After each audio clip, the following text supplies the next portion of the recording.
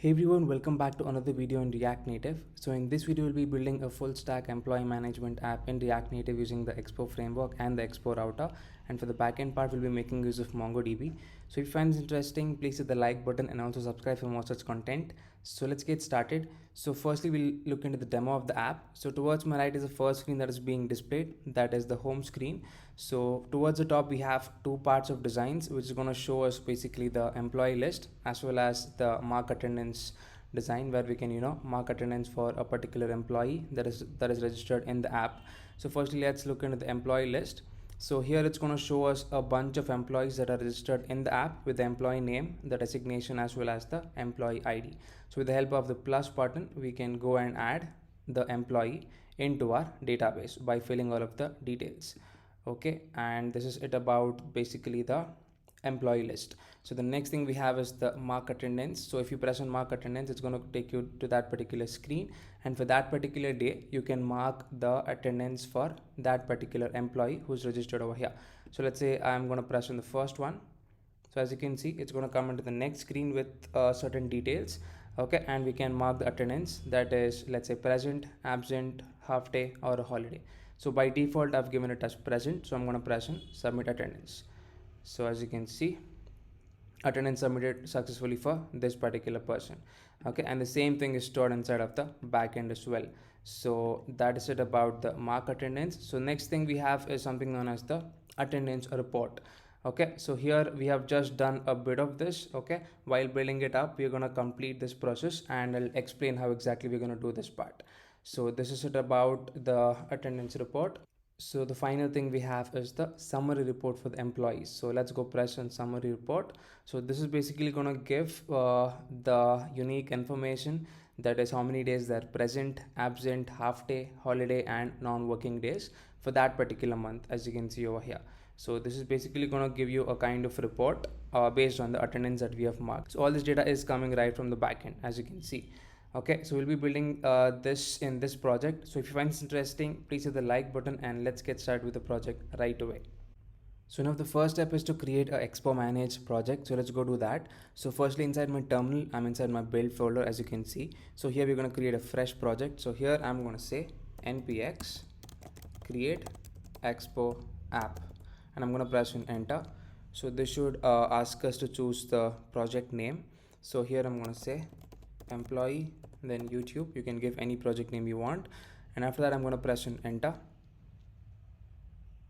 So this should take in a couple of minutes to initialize our project structure for us, and after that we're going to go into that particular project directory and then look into the files that Expo has given us. So let's give this a couple of minutes. Alright guys, so our project is ready. As you can see the message which says your project is ready. So now the next step, as I told us, we're going to go into cd employee YouTube, and then we're going to look into the project structure. So file, open folder, I'm going to go into my build folder and the first project, employee YouTube. Okay, so basically this is the starting point of our application, and this is the main app.js. Okay, with which basically contains a return block, and it has a view with a text which says open up app.js to start working on your app.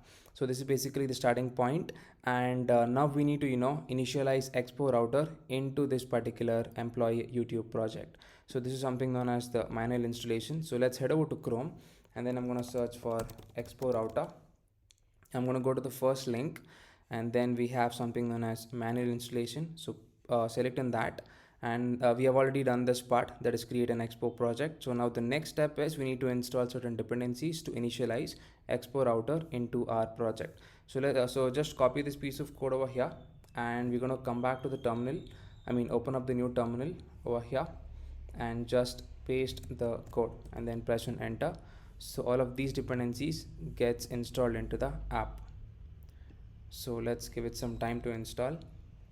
Okay, so now all the dependencies have been installed. So now let's head back to Chrome, and then we need to set up the entry point. So just copy the main code over here. Okay, so this needs to be done inside of the package.json. So let's head over to package.json. So previously we have something known as the app entry.js. So now we need to replace it with this particular code which contains the Expo Router. Alright, so after that we have the next step, that is we need to modify the project configuration with the app scheme. that needs to be done inside of the app.json. So let's come over here, and you can initialize it anywhere. I'm going to do it over here, and I'm just going to pass in the name of the project, that is employee YouTube, employee YouTube. Okay, so save the file. So now the final changes in the babel.config.js, where we need to include the plugin. So just copy this piece of code. Let's head over to the babel.config.js, and just below this paste it over here and save the file. Okay, so now everything has been set up. So now we need to create our app directory, okay, in the file tree over here towards the left hand side. So press on app.js, new folder. I'm going to say app. So this is basically our app router. So any root or any file you create over here, that becomes the specific root itself for this particular app. So the main root I'm going to create now, that is going to be the index.js, that resembles the home root or the /. So I'm going to press on rnfes to get the shorthand snippet. So to get the shorthand snippets, you need to have installed ES7 inside your system. So if you go to the extensions tab over here, you need to install this one, that is ES7 React Redux or React Native snippets. Alright, so let's go back over here and let's run the app now. So as soon as I load the app, it should not show up this particular output, it should show this particular output, that is just index on the screen, because we have just configured the Expo Router for our project. So we are currently in the employee YouTube directory. So here I'm going to say npx expo start. So over here, after pressing on enter, it's going to show us a bunch of options to see the output. Okay, so as you can see, to press on Android, press on A. To view on Android, press on A, and to view the output on the iOS simulator, press on I, or to open it up on the web, press on W. So in my case, I'm going to press on I. So for Android users, press on A. So let's wait for the app to install, and as soon as the app loads, we should be seeing the first output, that is going to say index, because this is going to resemble the /, that is this one, that is the home route. Okay, so yeah, let's give it some time to install, and then we should be seeing this particular output on the screen. So our project is ready. As you can see, towards the right hand side, we're able to see the text which says index, and each and every time when we load the app, we are going to see this particular screen, because this resembles the home route, that is /. Alright, so now we have completed the first step, that is configuring Expo Router into our project. So now the next step we'll be looking into is we're going to go into MongoDB, and then we're going to create a fresh new project and then connect it to this particular project. So let's head over to MongoDB over here. So I'm going to press a new tab and then MongoDB.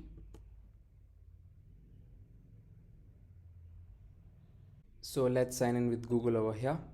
Alright, so we have come to the MongoDB web page. Okay, and over here it's going to show us the previously selected project. So I'm going to press on the drop down, scroll down, and then press on create new project. Okay, and we're going to start with the project name. So I'm going to say employee YouTube, and I'm going to press on next. So I myself am the project owner, as you can see, and this is my email. So I'm going to press on create project.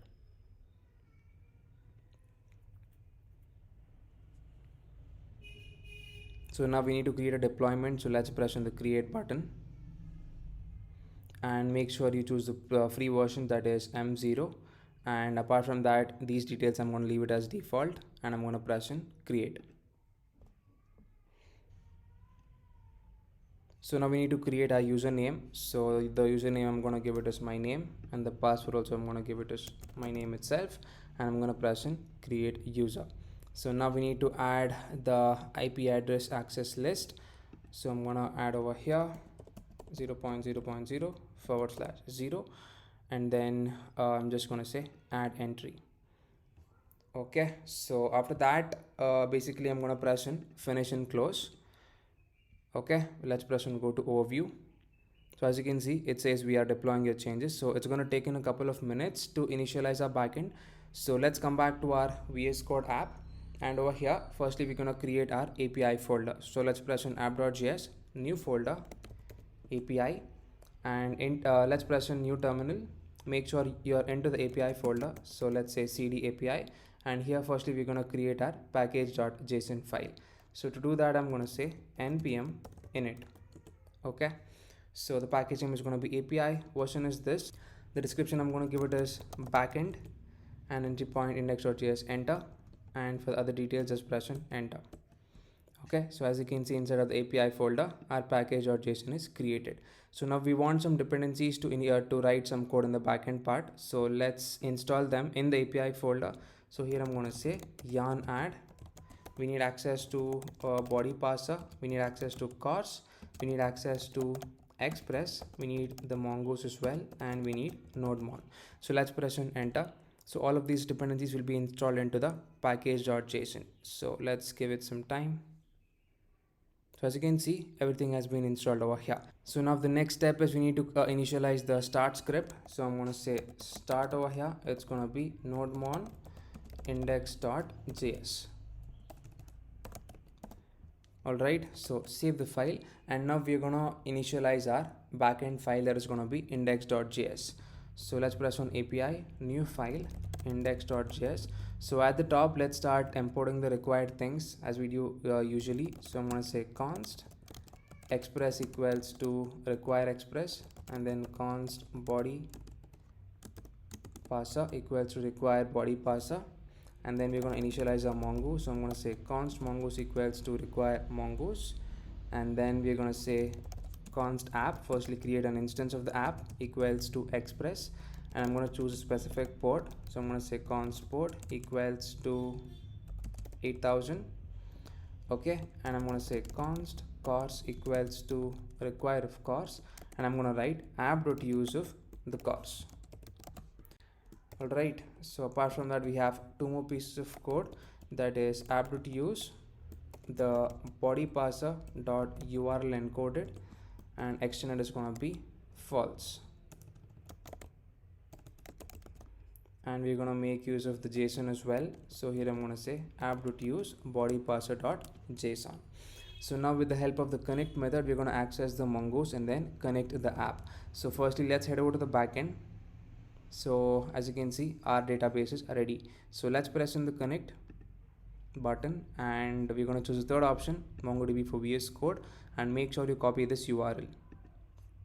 Okay, let's come back over here, and I'm going to say mongoose dot with the help of connect method. So into the connect method, just pass in the URL and make one change. So instead of the password over here, you have to give your password, whatever you have given while setting up the user.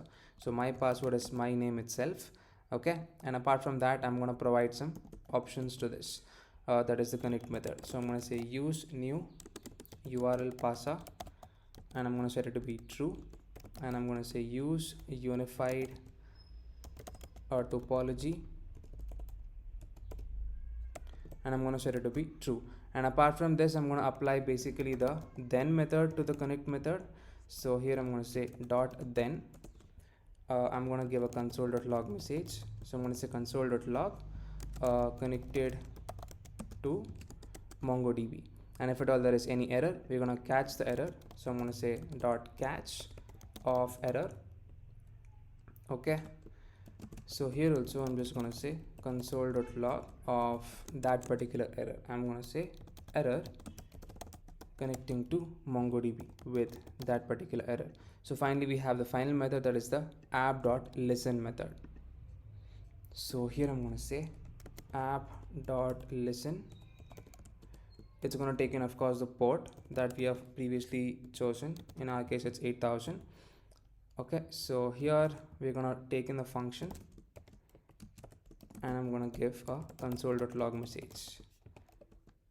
So console.log, I'm going to say server is running on port 8000. Okay, that's it. So now I'm gonna run the app. So we are in the correct API folder. So to run the app, I'm gonna say yarn start. Alright, so if everything is worked out correctly, we need to see the message that is connected to MongoDB, and then server is running on port 8000. So let's give this a try. Okay, so as you can see, server is running on port 8000, and then connected to MongoDB. So we have successfully connected our project to MongoDB. So now the next step is we're going to create and initialize some of the models that are required in this employee management app, right? So first of all, let's go to the file tree and then create a new folder, that is the models folder. So I'm going to open up the file tree and then create a new folder that is known as the models, and inside this I'm going to create my first file, that is employee.js. So here we're going to start defining the schema of the employee. So to do that, firstly let's initialize our mongoose. So I'm going to say const mongoose equals to require mongoose, and here we're going to start defining the schema. So I'm going to say const employee schema equals to new mongoose.schema. So the first one we need is the employee ID. So I'm going to say employee ID. Here it's going to be a type of string, and it's going to be required of true, and unique also is going to be true. And after employee ID we have the employee name. So type is going to be string and required is going to be true. So after employee name we have the designation. So I'm going to say designation. So here we're going to have a type of string, and we're going to say required is going to be true.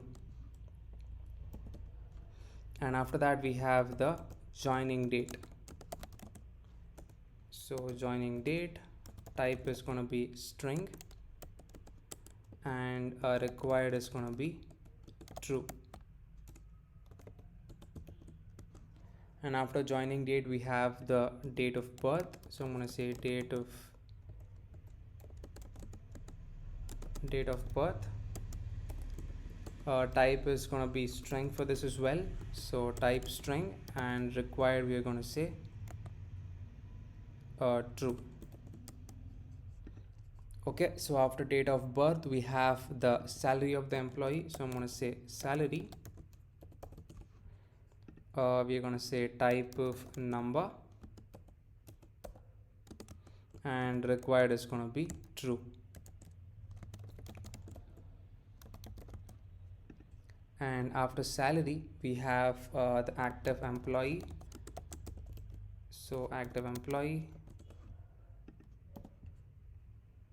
So here we're going to say type of boolean, and required is going to be true. And apart from active employee we have the next thing, that's going to be the phone number of the employee. So I'm going to say phone number. So the type is going to be string, and required is going to be true.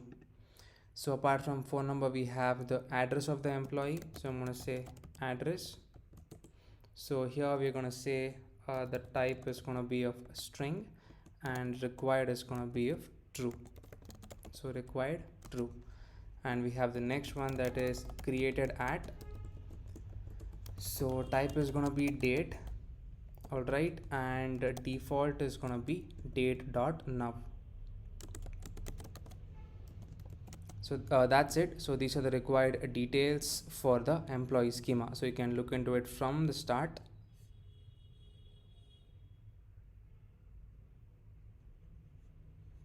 So now let's export the required values. So I'm going to say const employee equals to mongoose.model. The name is employee, and we're going to pass in the employee schema that we just defined. So employee schema. Okay, and here I'm going to say module.exports equals to employee. Yep, that's it. So I think let's write it correctly once more. Employee schema, yeah, it's correct. So save the file. So now the next thing we'll be looking into is the attendance schema. So press on modules, new file. I'm going to say attendance.js. Okay, so here I'm going to say const mongoose equals to require of mongoose, and here I'm gonna write const attendance schema equals to new mongoose.schema. And first of all, we're going to write the employee ID for this. Employee ID, it's going to be a type of string,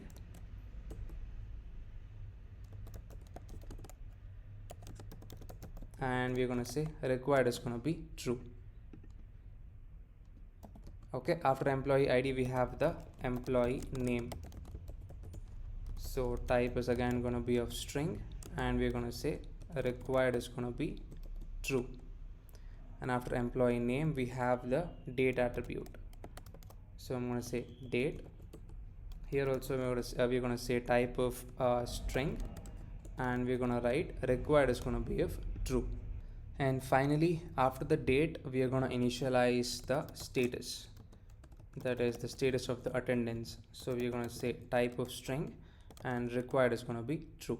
So these are the required things for the attendance schema. So let's export the required values. So const attendance equals to mongoose dot model. The name is going to be attendance, and we need to pass in the schema, that's going to be attendance schema. Okay, here I'm going to say module dot exports equals to attendance.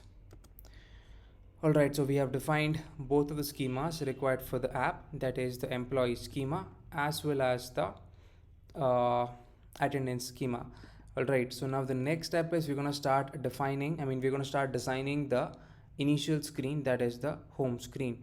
Alright, so now the next step we'll be looking into is the design of the home screen. So before that, you can actually create a function and create a design for the registering of the admin, that is the person who's going to take care of all of this, that is adding an employee and marking the attendance. I'm not going to do that part because we have done the registering of the user or the admin a couple of times in the previous projects. You can just check that out, even the code is given, so you can implement that, that is the registering of the admin or the person who's going to handle all of this.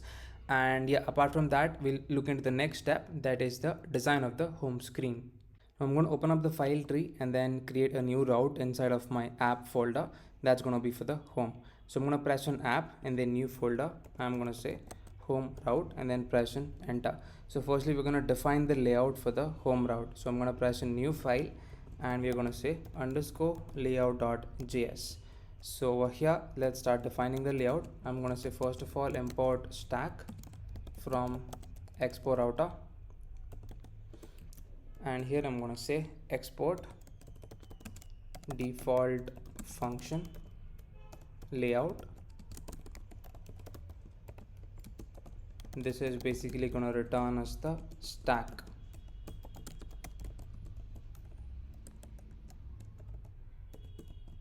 And here I'm going to say stack.screen.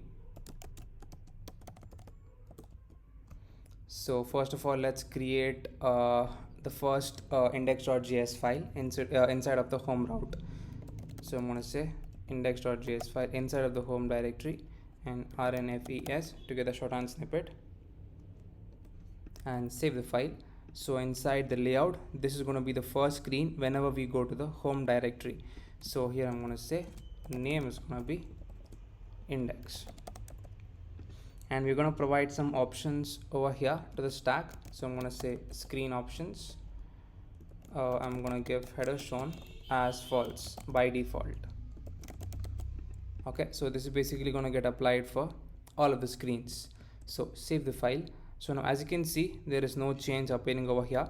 This is still showing this particular file itself, that is index.js. As you can see over here, if I change over here, the same thing is going to reflect over here, but we do not want that, right? So whenever the app loads, we want this particular index.js file to load of that particular home directory over here.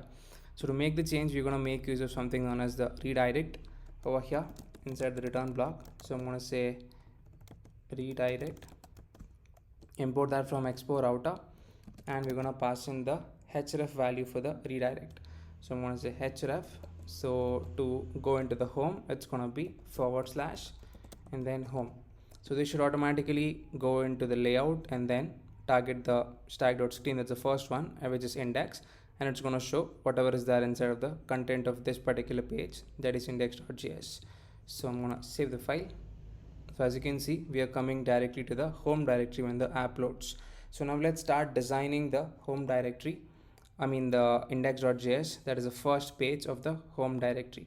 So first of all, I'm going to initialize my scroll view over here from React Native. So just make use of scroll view instead of the normal view. And then next we are going to make use of linear gradient. So let's head over to Chrome and then new tab.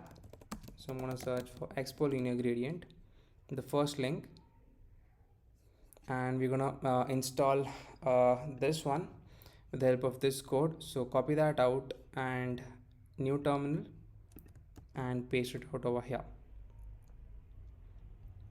So let's wait for some time so that this gets installed.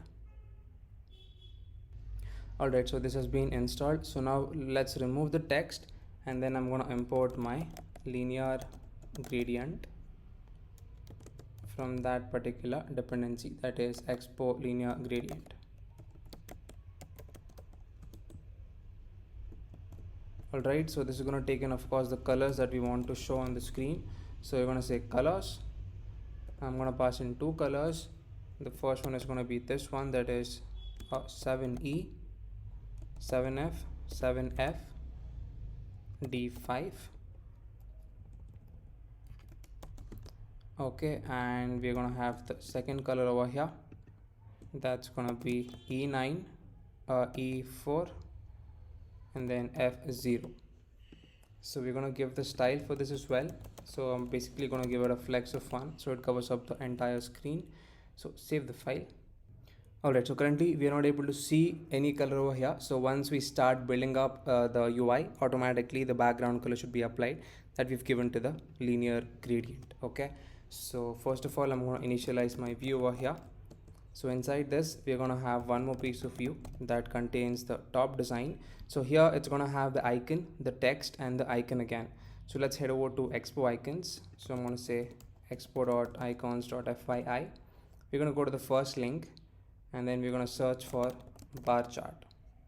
So copy this out, and first of all import the icon family over here, and then copy the render component code, and we're going to paste it right here. And apart from that, we have the text which says employee management system, and after that we have one more icon, that is the lock icon. So search for lock, and we're gonna get it from ntypo.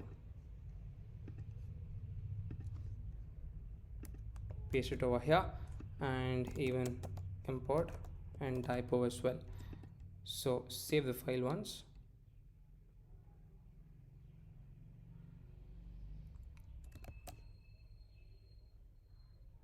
So as you can see, we're able to see the linear gradient being applied once we have started designing the UI part. So first of all, I'm going to give the style to this. So I'm going to say flex direction of row, align items of center, and justify content of space between. Alright, so we're going to give some padding to the outermost view so that it gets some inner space. So I'm going to say padding of 12. Okay, yep, that's looking better. So now for the text, I'm going to give the style. I'm going to say font size of 16, and I'm going to give it a font weight of 600 over here. So save the file. Yep, as you can see, that's looking better. So we're going to format it once, and then we're going to start building the next part of the design. That's going to contain two boxes, that is for viewing the employee list as well as to mark the attendance. So we're going to come over here, and I'm going to say view. So this in turn is basically going to have the pressable. So I'm going to say pressable, import pressable from React Native, and this in turn is going to have one more view that's going to contain the icon. Okay, so this is basically the people icon. So let's go over here and search for people sharp, this one. So we have to import iron icons, so I'm going to paste it inside the view. Let's import iron icons like this, and first of all I'm going to give the style for the view. So this is going to have basically a width of 50 and a height of 50, and it's going to have a border radius of 25, and it's going to have a background color of white. Okay, and align items of center, and we're going to say justify content of center as well. So yeah, save the file. So as you can see, you're able to see that background color being applied to the view, and after the view we're going to have the text over here. So here I'm going to say text which says employee list. Okay, so let's give the style for the text. Basically we're going to give it a margin top of 7 and then font weight of 600. Yeah, so as you can see, that's looking better. So now for the pressable, we're going to give it another background color. So I'm going to say style background color of this color code, that is D3CCE3. We're going to give it some internal spacing, that is a padding of 12 again, and we're going to give it a slight border radius as well, so border radius of 6, and I'm going to say align items of center and justify content of center as well. Okay, so I'm going to save the file. So as you can see, that's looking better. So now we have to just copy this one and then paste it once again, because the design is going to be similar for the next one, that is mark in attendance. So I'm just going to copy the pressable over here and then paste it below this. Okay, so now let's make the change. So the next one is going to be basically for mark attendance. So again, I'm going to make use of the same icon. Okay, no need to make the change. So let's start giving the style the design for outermost view. We need to make one change for this thing, right? Yeah, forgot that. This needs to be mark attendance.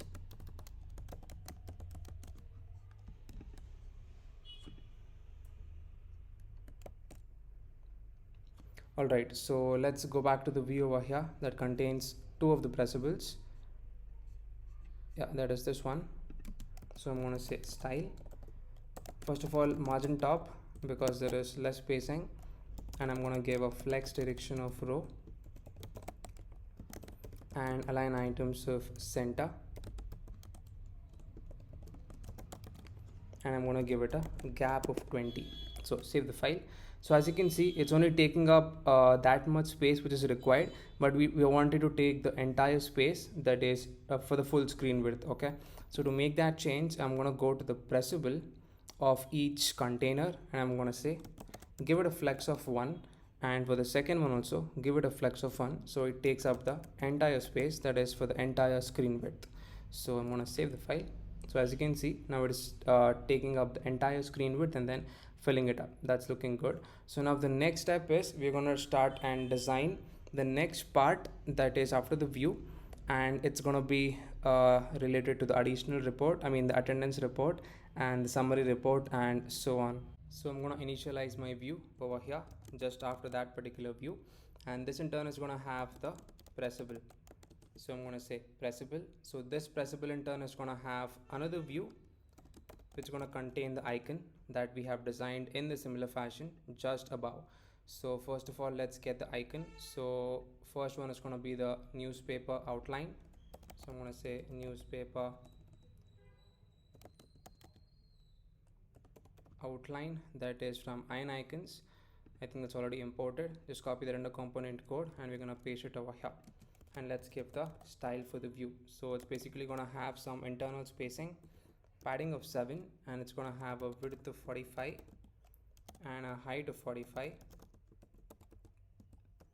It's going to have a border radius, so border radius of 7, background color of white, align items of center, and we're going to say justify content of center. So save the file. So as you can see, we're able to see that icon coming on the screen. So after the icon, we have one more piece of text which says attendance report. So after the view, I'm going to say text. This is going to say attendance report. I'm going to say style.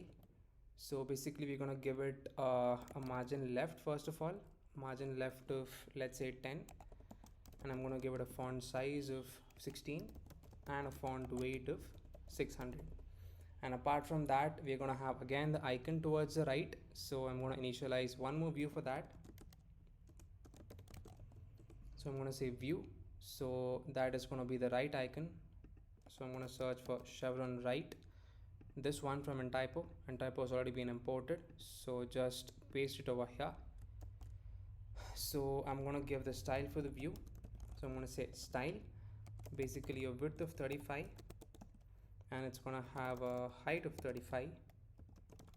It's going to have a border radius of 7, and it's going to have a background color of white, and it's going to have align items of center, align items of center, and again justify content of space between. So save the file. So we have the text, the icon, and again another icon. So now let's format once. All right, so yeah, so I've made a mistake over here. This is going to be center. All right, so now let's head over to the view and then give the styling. So that is, I mean, not for the view, for the pressable. So I'm going to say style over here. So this is basically going to have a background color. So I'm going to say background color of this color code, that is BE93 and then C5. So I'm going to give it some border radius as well. So border radius of 6 and a padding of 10, and I'm going to give it a flex direction of row, align items of center, and justify content. I don't think that's required. We're going to give it a margin vertical of 10. So flex direction of row in the sense, firstly this particular icon and the report, and the text, and again the icon. So save the file. So as you can see, that's looking better. So now I want this particular icon to just push towards the rightmost side. So I'm going to come to the text, and then I'm going to give it a flex of 1, and I'm going to say take up the entire space. So as you can see, it is going towards the rightmost side. So that is working fine. So now we're going to target basically the view and give it some style. So I'm going to say style. First of all, I'm going to give it a margin top of 20. I'm going to give it a background color of white. So background color white. Give it some padding horizontal. So padding horizontal of 10, and then padding vertical of 10 as well.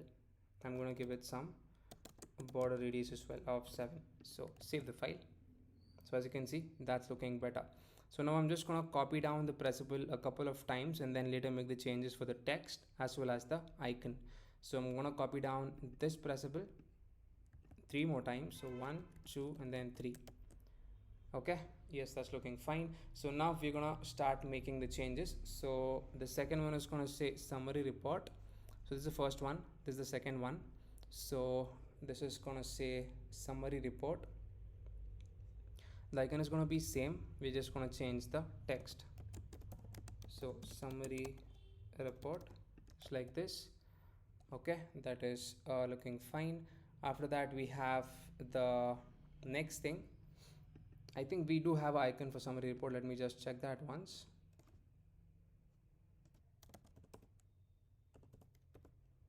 Yeah, let's make use of this one from oct icons. Instead of the previous one, that is in icons, I'm going to use this one.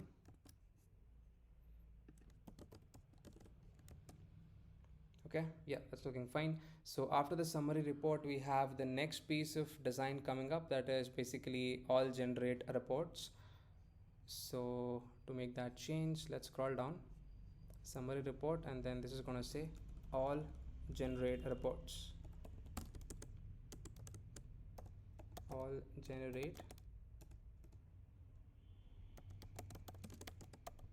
reports. Save the file, and we're going to make the change for the icon. Yeah, I think that's going to be the same thing, or let's search for report once if there is anything coming up.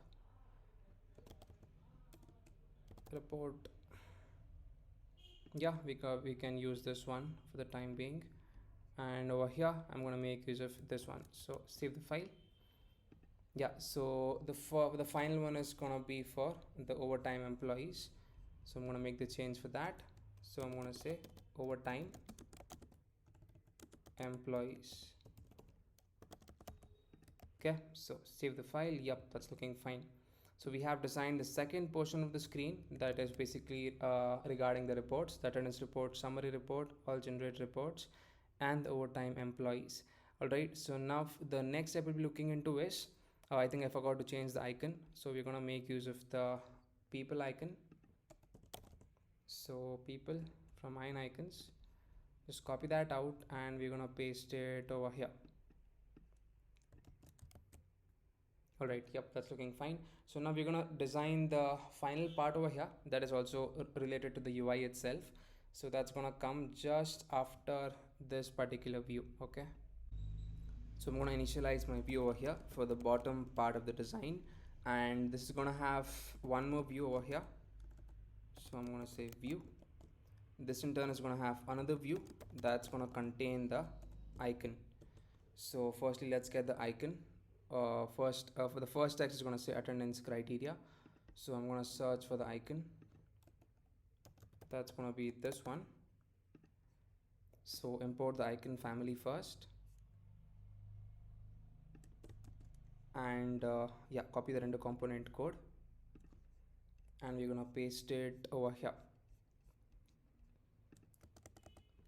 Okay, inside the view, and I'm going to give the style for this particular view. So I'm going to say style, so it's going to have a width of 35, it's going to have a height of 35, it's going to have a border radius, so border radius of 7, and it's going to have a background color of white, and it's going to have align items of center,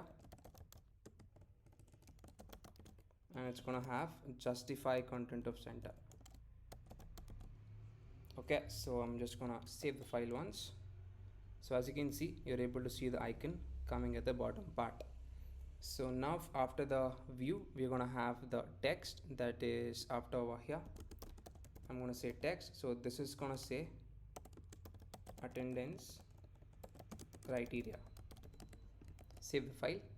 So now I'm going to give the style for this particular view, which contains the icon as well as the text. So target the view, I'm going to say style, we're going to give it a background color of this color code, that is F7 D9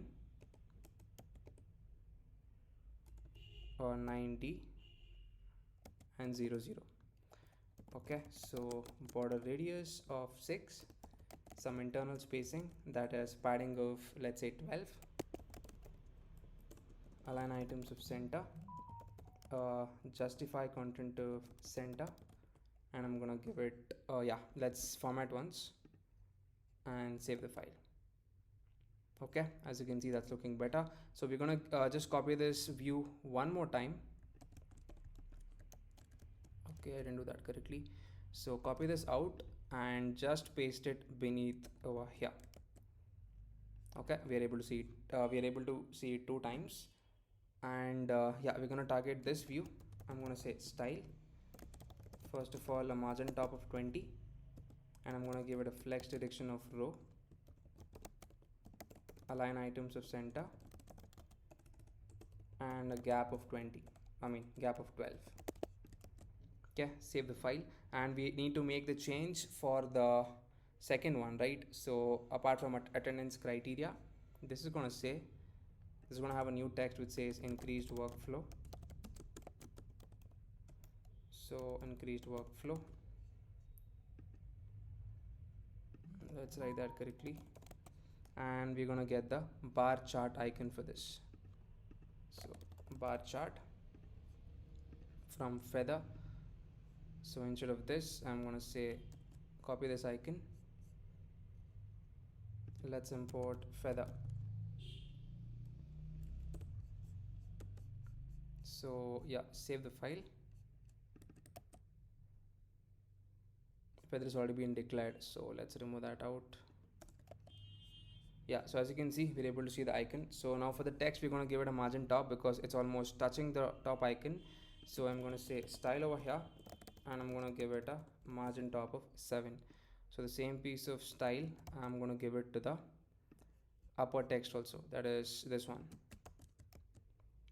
Okay, again I wanted to take up the entire screen width. So to do that, let's target the view, and then I'm going to give it basically a flex of 1 for that. So over here I'm going to say flex of 1. So I'm just going to copy that and I'm going to paste it over here. So as you can see, it's going to take up the entire screen width. So yeah, format once, and this is going to have a different background color. That's for the second one. So it's going to be ABCABA.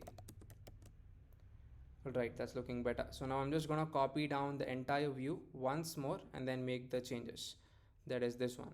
So copy this out, paste it over here, save the file. So now we're going to make the changes for the remaining style. So the second text, the first one over here, it's going to say cost savings.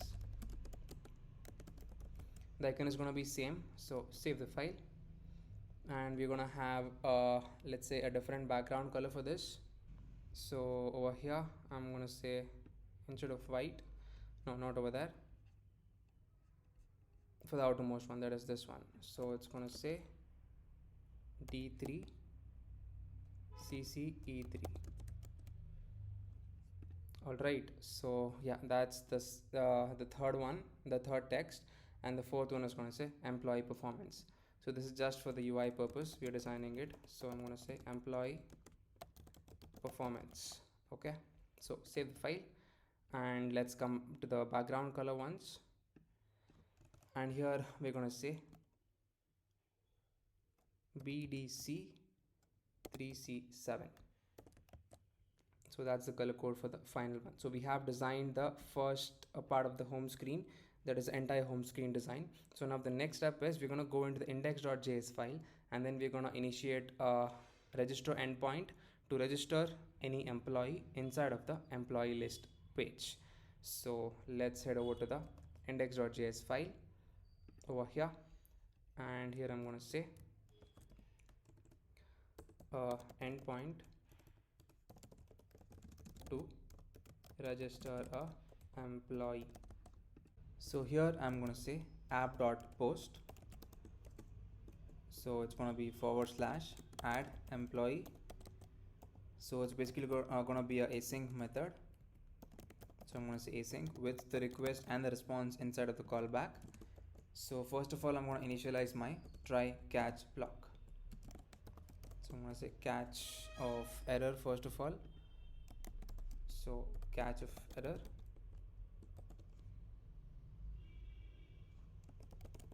I'm going to say console.log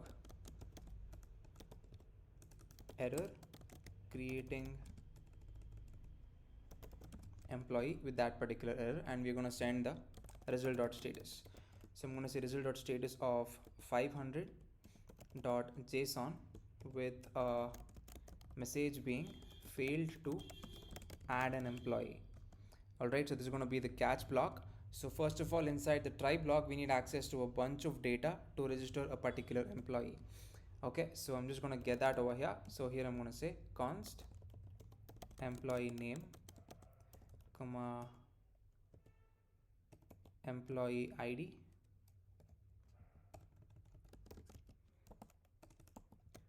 comma designation. We need access to the phone number, and we need basically the date of birth, the joining date. So joining date. Okay, this is actually going to come from the request.body. So apart from the joining date, we have the active employee or not. We have the salary attribute. So salary, and then we have finally the address. Okay, so basically these are some of the required details to create the employee in a backend. So let's check from first, that is employee name, employee ID, designation, phone number, date of birth, joining date, active employee, salary, as well as the address. So now the next step is, first of all, let's import the required details. Let's import the model from here. So here I'm going to say const employee equals to access the require method, and we're going to say / models and then / employee. So similarly I'm going to add it for attendance as well. So I'm going to say const attendance equals to require models and then attendance. So after getting all of the required details, here I'm going to say we're going to say create a new employee. So to do that, it's going to be const new employee equals to new employee, access the model, and basically we're going to pass in all of the details that we have just written over here to this one, so that all of the details are present for the newly created employee. So after that, we just need to save the employee to the database.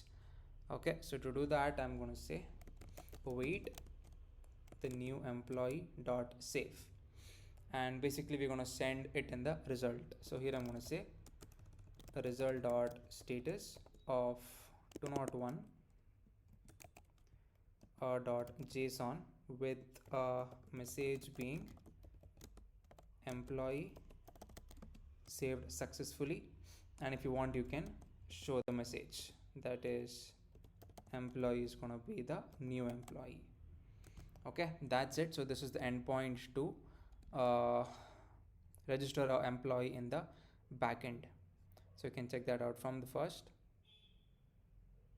So now the next step is we're going to fetch all of the employees. So that for that also we're going to write the endpoint. So here I'm going to say endpoint to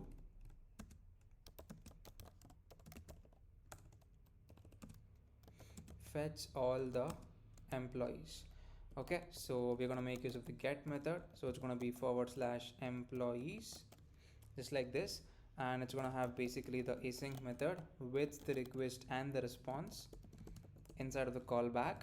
And as usual, firstly let's initialize our try catch block.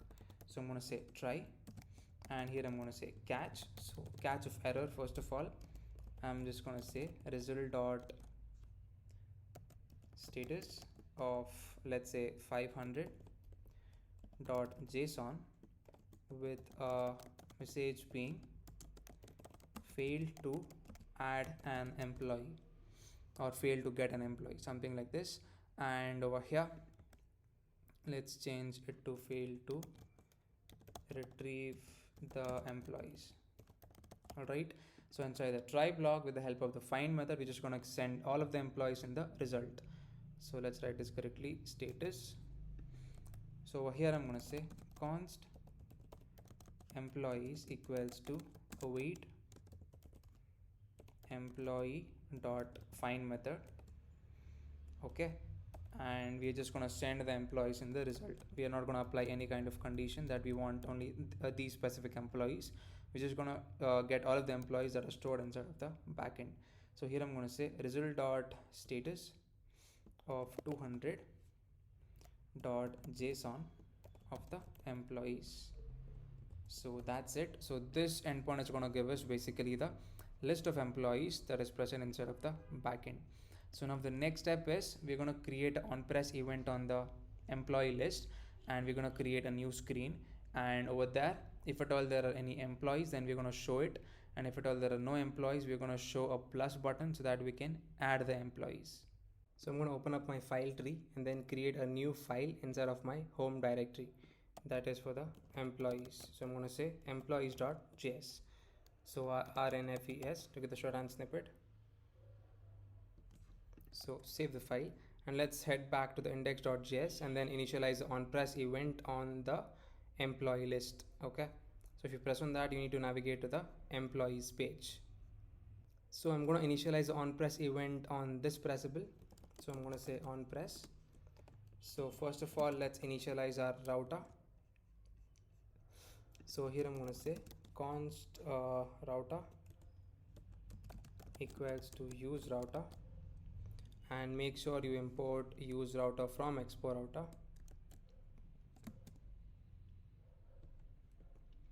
And over here inside the function, we're going to say router dot push to this particular path, that is /home and then /employees.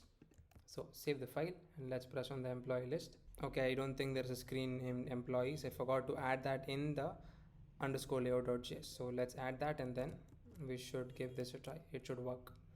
So let's go over here and then press on employee list. So we're currently coming to the employee screen. Okay, so you can just restart the server and then look into it. You would be able to navigate correctly to the employee screen. So now inside the employee.js file, first of all, we're going to initialize our use effect to get the data that is from the backend. So here I'm going to say const employees comma set employees equals to use state. So this is for storing the employee, so I'm going to say use state and it's going to be an empty array at the initial state. So here I'm going to initialize my use effect, so I'm going to say use effect over here, and inside this we're going to basically initialize a function which says const fetch employee data. So I'm going to say const fetch employee data equals to async function. Alright, so here first of all we're going to initialize our try and then catch block. So catch of error, first of all I'm just going to say console.log of error fetching the employee data with that particular error, whatever it is. And inside the try block, first of all I'm going to initialize my response value. So I'm going to say const response equals to wait Axios. Let's import Axios from Axios. I don't think Axios is installed yet. Let's check that out in the package.json. So Axios is, yep, not yet installed. We're going to add Axios over here. So I'm going to say yarn add Axios. So here I'm going to say await Axios dot with the help of get method. First of all, let's import Axios from Axios. Okay, just like this, and instead of the get method we're going to pass in the URL. That's going to be http localhost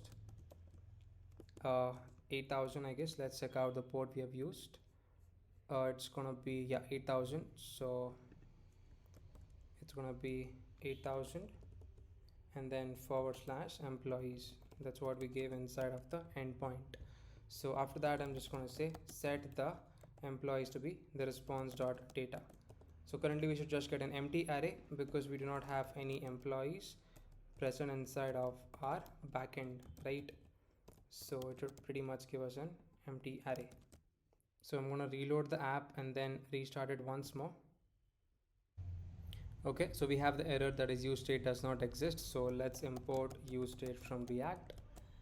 Right, so let's go to employee list and we're gonna console log the employees, but this is just giving us the initial state. We need to call the function over here. So I'm gonna say fetch employee data. So now let's save the file. So as you can see, still it is empty. That means there are no elements present inside of the employees data. So now first of all we're gonna style this out. So firstly I'm gonna give the style for the outermost view. So I'm gonna say style over here. So style, it's going to have a flex of 1 and it's going to have a background color of white, and we're going to initialize the view over here. Okay, so this view is basically going to have the iron icon, so let's get that out. So I'm going to search for back. So we're going to make use of, let's say this one, arrow back. Import the icon family first, and we're going to copy the render component code and we're gonna paste it over here. All right, and apart from this we have the pressable. Okay, so make sure you import pressable from React Native.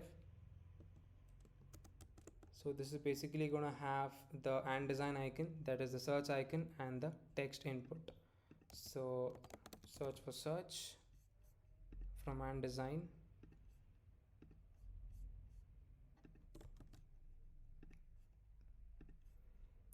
Copy the render component code and we're gonna paste it over here. And apart from that we have is the text input. So I'm gonna say text input. So this is basically gonna have a placeholder.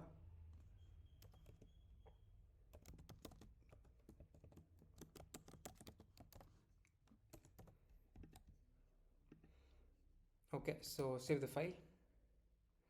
Text input does not exist, so let's import text input from React Native. So as you can see, you're able to see the icons as well as the text. So we're going to go to the view and then give the style over here. So I'm going to say style. So it's basically going to have a flex direction of a row, align items of center, and background color of white. All right, and we're going to give the style for the first icon as well, that is basically a margin left of 10. And for the pressable we're going to give the style, it's going to have a flex direction of row,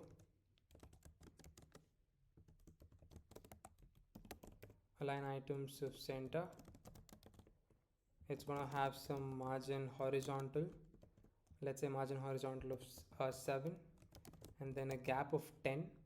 It's going to have a background color of white. It's going to have a specific height of, let's say, 40, and we're going to give it a slight border radius of 4. So border radius of 4, and then we're going to give it a flex of 1.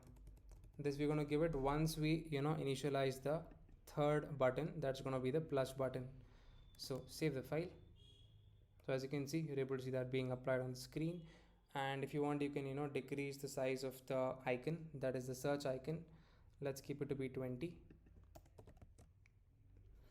Okay, so apart from that we're gonna start and design the third part that's gonna come right after the text input.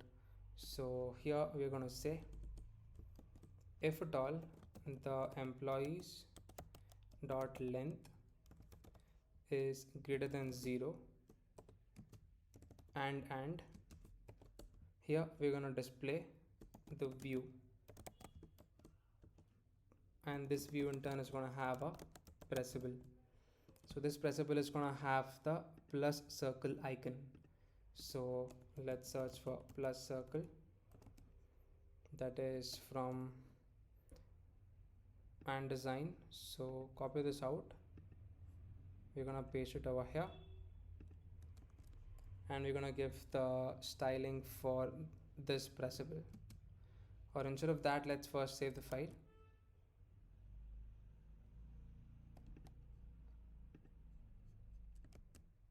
Okay, not able to see the icon because the employees.length is not greater than 0, right? So yeah, that's why we're not able to see the icon. So let's give the style for the text input. So I'm going to say style, I'm going to give it basically a flex of 1, so it pushes this particular button towards the rightmost part. So format once. So now let's also initialize the input for the text input. So here I'm going to say const input comma set input equals to use state, and initially it's going to be a empty string. So let's come to the text input and give the style over here. I mean, not the style, the value. So value is going to be input, and we have the on change text, which is going to take in the text itself, and here we're going to set it.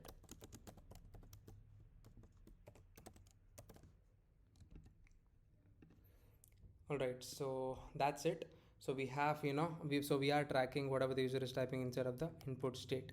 So now the next step is we are gonna initialize, let's say, a button just beneath this, and we're gonna initialize on press event on that. okay, just for the time being, so that we can navigate to the next screen. And once this is done, and once we get the employees, we're just going to remove this button out. So save the file.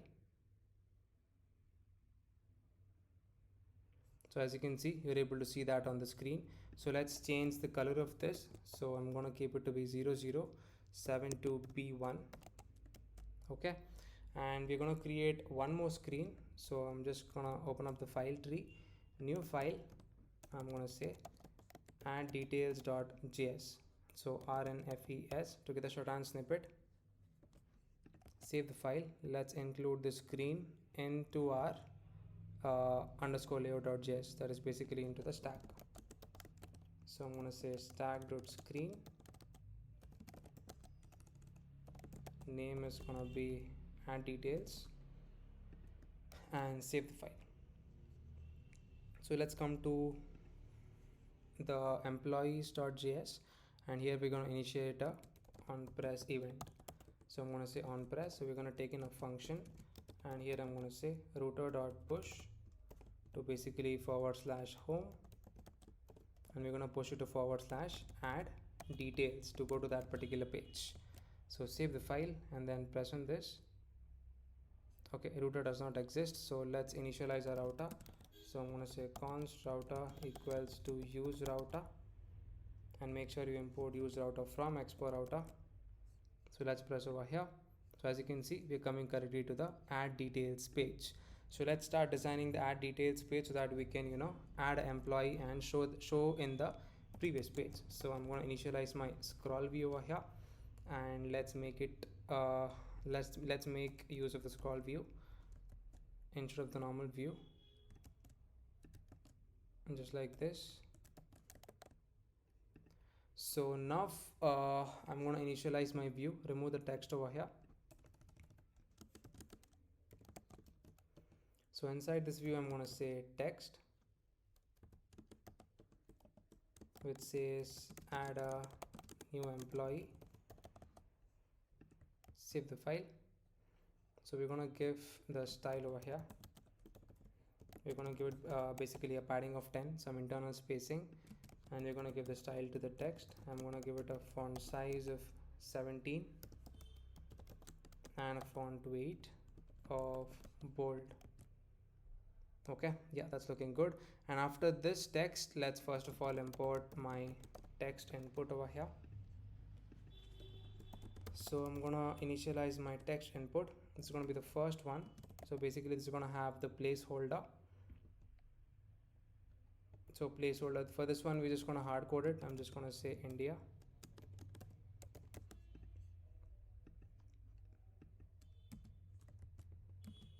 So the placeholder text color is gonna be black, and we're gonna give it some styling to this. So I'm gonna say style. So basically a padding of 10, a border color of this color code, that is D0 D0 D0, and it's gonna have a border width of 1, and it's gonna have a margin top of 10, and it's gonna have a slide border radius of 5. So save the file. So as you can see, that's looking good. So I think for the scroll view, I'm gonna give it a styling that is flex of 1, and then I'm gonna give it a background color of white. So save the file. So as you can see, that's looking better. So now after this particular text input, I'm going to initialize my next view to be seen. So I'm going to say view. So here I'm going to give it a margin vertical. So I'm going to say style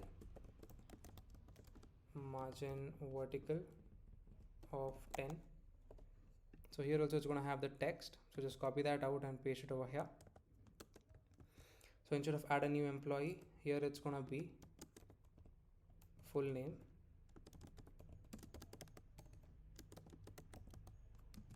that is first and last name. Alright, so yeah, format once, and I'm just gonna copy down the text input, and then we're gonna make the changes.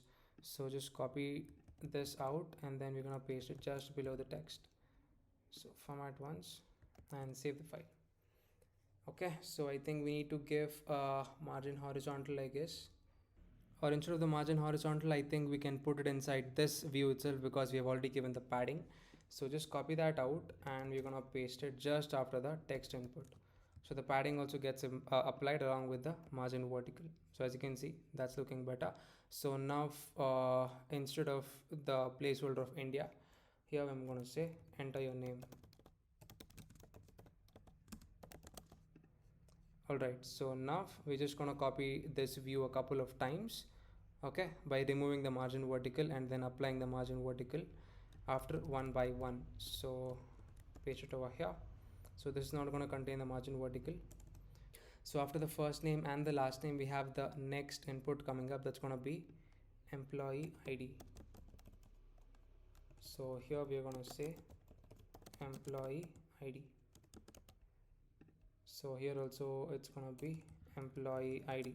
So I'm going to say employee ID and I'm going to save the file once. So as you can see, we are able to see the third input being seen on the screen. So after that, we have the next one that's coming up, that is with the margin vertical. That's going to be the designation. So here I'm going to say style. So this is going to have the margin vertical of 10. So instead of employee ID, we're going to say designation, and over here also we're going to make the change for the placeholder. It's going to be designation. So save the file. So as you can see, we have the fourth input on the screen. So after that, we have the next one that is without the margin vertical because we've given over here. So paste it, remove the margin vertical, and instead of designation, it's going to be mobile number. And for the placeholder text, we're just going to say mobile number, just like this. So save the file. So we have the next text input being seen on the screen. So copy this out, paste it again. We're going to give it the margin vertical of 10. So instead of mobile number, this is going to say date of birth, and here also I'm just going to say enter date of birth.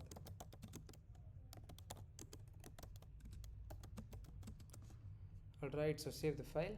So as you can see, we have the next input being seen on the screen. So copy down this view and we're going to remove the margin the margin vertical. So after the date of birth, we have the next one, that is the joining date. So here I'm going to say joining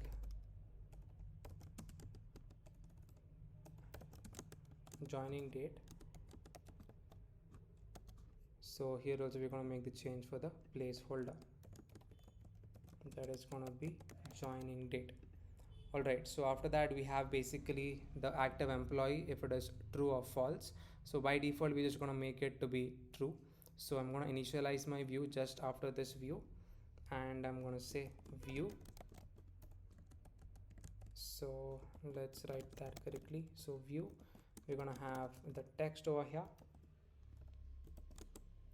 which says active employee. I have one more text over here which is going to say true. So let's target the view for styling it. So I'm going to say style. So it's going to have basically a flex direction of row,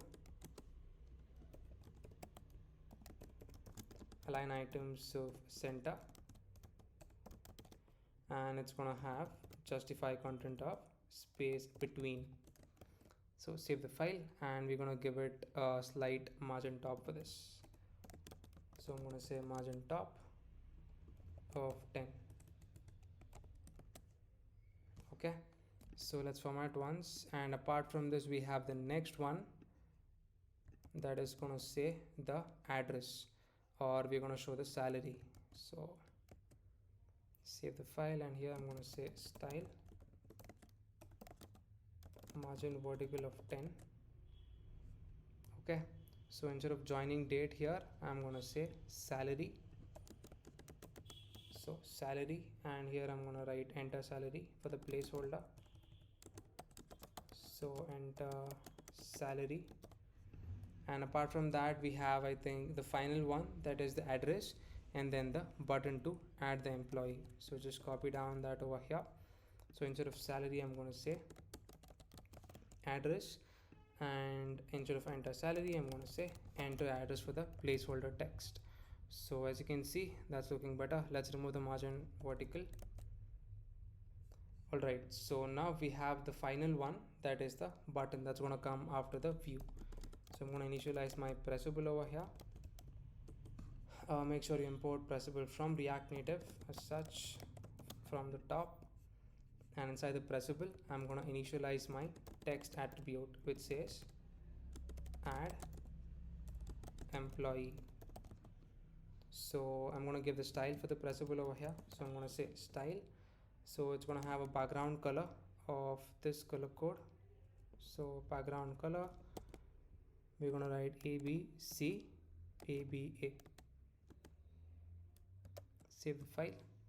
As you can see, you're able to see that button being applied, and we are going to give it some internal spacing, that is a padding of 10. We're going to give it a slight margin top, so I'm going to say margin top of 20, and basically justify content of center and align items of center. Okay, and we're going to give it a slight border radius to the pressable. So I'm going to say border radius, not there. Just copy that out and we're going to paste it over here. Okay, so yep, that's looking better. Yep, that's it. So let's target the style over here. Let's target the text, and here I'm going to say font weight of bold, and the color is going to be white. Yep, that's it. So we have finished designing the add employee detail screen, okay, or the add detail screen. So now the next step we'll be looking into is we're going to initialize on press event on the add employee button, and then if at all after entering all of the details and we press on the add employee button, we should have our employee being registered in the backend part, and the same thing would be fetched in the previous screen where we've already returned the use effect. So let's initialize on press event on the employee button. So before initializing the on-press event on the add employee button, that is over here, firstly let's initialize the states and then give the value for the text input. So I'm gonna go over here and then just copy down the states. Okay, so these are the required states for registering employee. That is name, employee ID, date of birth, mobile number, joining date, salary, address, and then designation. So let's come to the first one, that is over here. So we're going to say value is going to be name, and we have the on change text, so it's basically going to take in the text whatever the user is writing, and we are going to set the text. So we're going to say set name to be of that particular text. So the first one is done. So the next one we have is the employee ID. So again, similar way we're going to do this. So value is going to be employee ID. All right, and then on change text is gonna be, it's gonna take in the text, and we're gonna say set the employee ID to be of whatever the text the user is typing. All right, so that part is done. So now the next thing is for designation. So value is gonna be designation, and we have the on change text. So this is basically going to take in the text, and here I'm going to say set the designation to be of the text. All right, so yep, that part is done. So the next thing we have is after designation is the mobile number. So we have given mobile number and then set mobile number. So we're going to go to the text input over here, and I'm going to say value. So this is going to be mobile number, and I'm going to say on change of text. So this is basically gonna be, it's gonna take in the text, and I'm gonna say set the mobile number to be of the text. So yeah, that's correctly working. And after that we have the date of birth. So it's gonna be DOB and set DOB. So here for the text input, I'm gonna say value equals to DOB, and we have the on change text. So this is basically going to take in the text, and here I'm going to say set the date of birth to be of that particular text. Alright, and after that we have the joining date, so it's going to be joining date and then set joining date. So let's come down over here, and for the text input I'm going to say value is going to be joining date, and on change text it's basically going to take in the text. So here I'm going to say set the joining date to be of that particular text, and active employee, that's true, that's hard coded. Finally we have the salary and then set salary. So let's come down over here. So value is going to be salary, and then we have the on change text. This is basically going to take in the text, and here I'm going to say set the salary to be of the text. Okay, and we have the for the final one, that is for the address. So here I'm going to say value is going to be address, and for the on change text we're going to take in the text that the user is typing, and we're going to set the address value. So set address to be of that particular text. So format once, save the file. So I think all of them have been used, that is name, employee, date of birth, mobile number, joining date, salary, address and designation. So now we're going to initialize a on press event on the add employee button. So I'm going to say on press equals to handle register. So I'm going to define this function right at the top. So I'm going to say const handle register equals to a normal function. Okay, so here first of all I'm going to get the required employee data. You can just copy that down. So these are the required things for registering an employee in the backend. So employee name is going to be name, employee ID is going to be the employee ID, that is present inside of state, and similarly we have all of the other fields, so all of them are present inside of the state over here. Okay, so after that I'm going to now initialize my Axios. So here I'm going to say Axios. So import Axios from Axios. So here I'm going to write import Axios from Axios over here, and here I'm going to write Axios with the help of the post method. I'm going to say axios.post. So this is going to be the URL, that is http localhost in our case 8000 / add employee, and this is going to take in the employee data, and I'm going to apply the then method to this. So it's going to give us the response in return. So I'm going to say response. So if you want you can console.log the response, and if at all everything is gone correctly I'm going to say alert with the message being registration successful,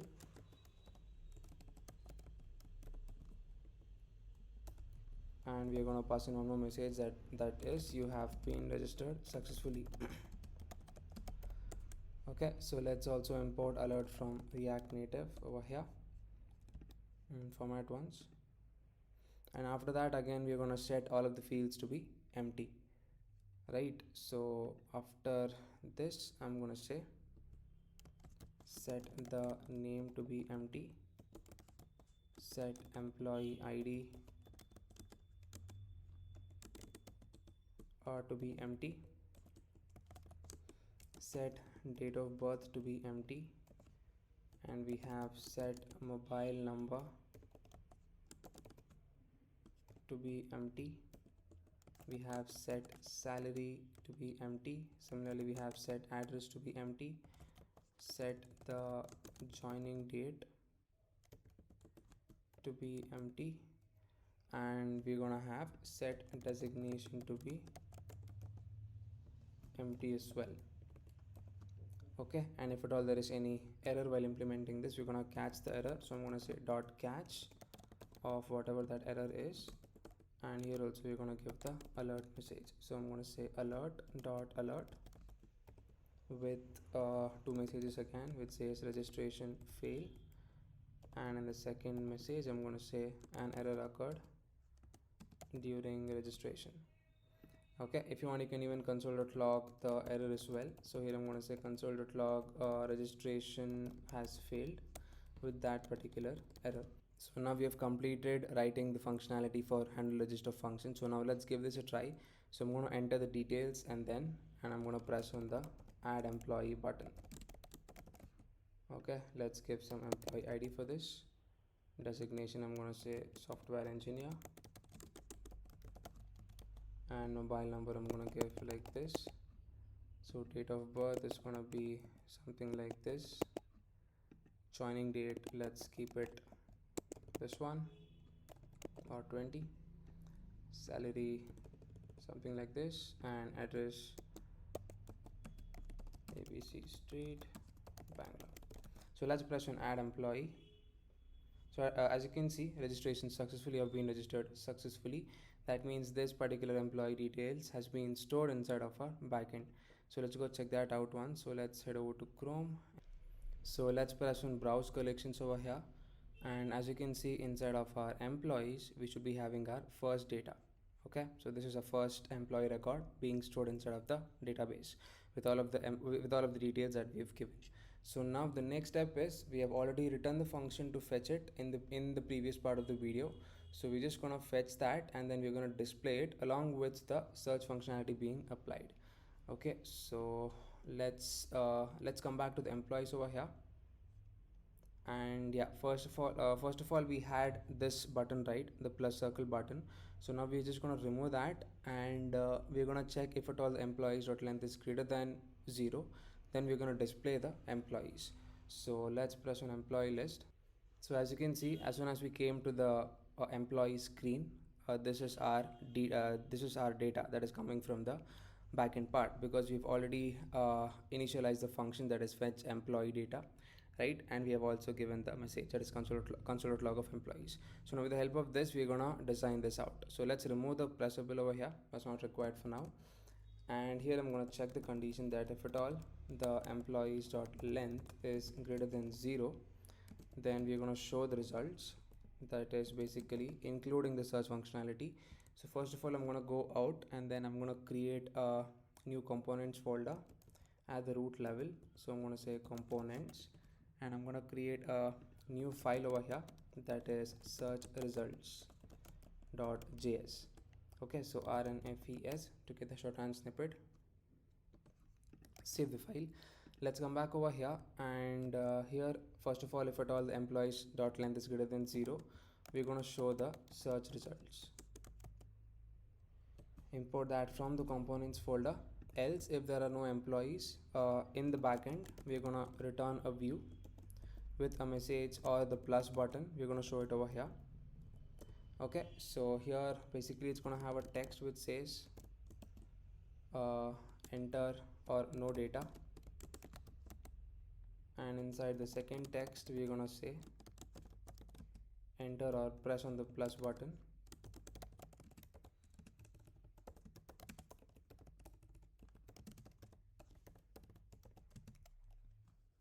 And add your employee. Alright, so now for the view, I'm going to give the style.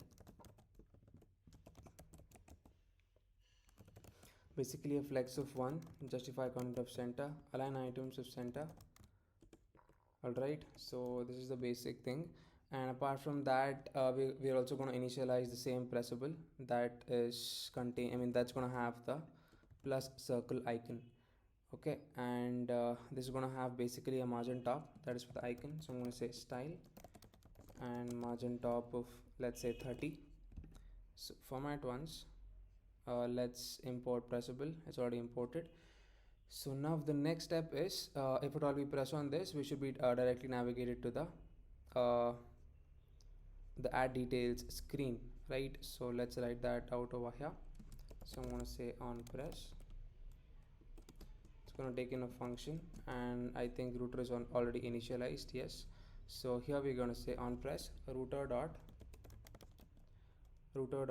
push to, it's going to be /home, and it's going to be /add details, right? So that's it. Let's write margin top correctly.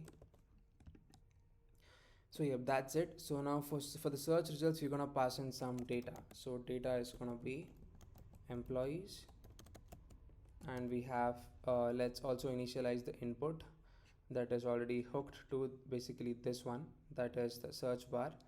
Okay, so where did that go? Yeah, we have given the value over here as well as the on change text. So the same thing I'm going to pass into the component. So input is going to be the input, and we're going to say set input is going to be set input. So I'm just going to save the file once.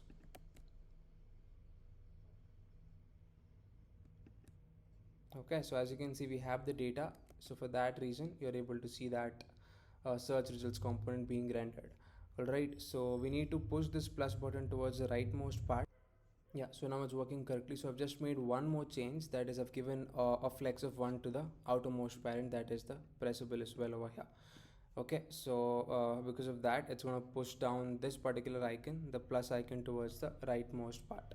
So now the next thing we'll be looking into is we're going to target the search results, and we're going to basically first of all import the data. I mean, we're going to destructure it, that is the data input as well as the set input over here. So first of all, if you want, you can console.log the data, and with the help of the flat list, we're going to show the employees, right? So firstly, let's import flat list from React Native. So now first of all, for the view, I'm going to give the basic styling, that is a padding of 10, and let's remove the text, and then let's initialize our flat list. It's already imported, so flat list. So this is going to take in two things: the data, that's going to be data itself, that's coming from the props. So the next one is the render item method, which is going to take in basically the item itself, and here we're gonna render over here based on the condition that we give.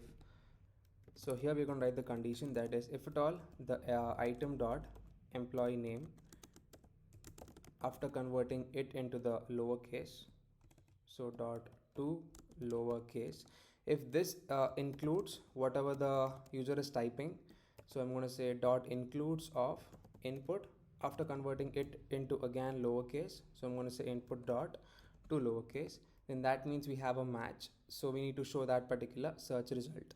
So here I'm going to say return basically a view over here,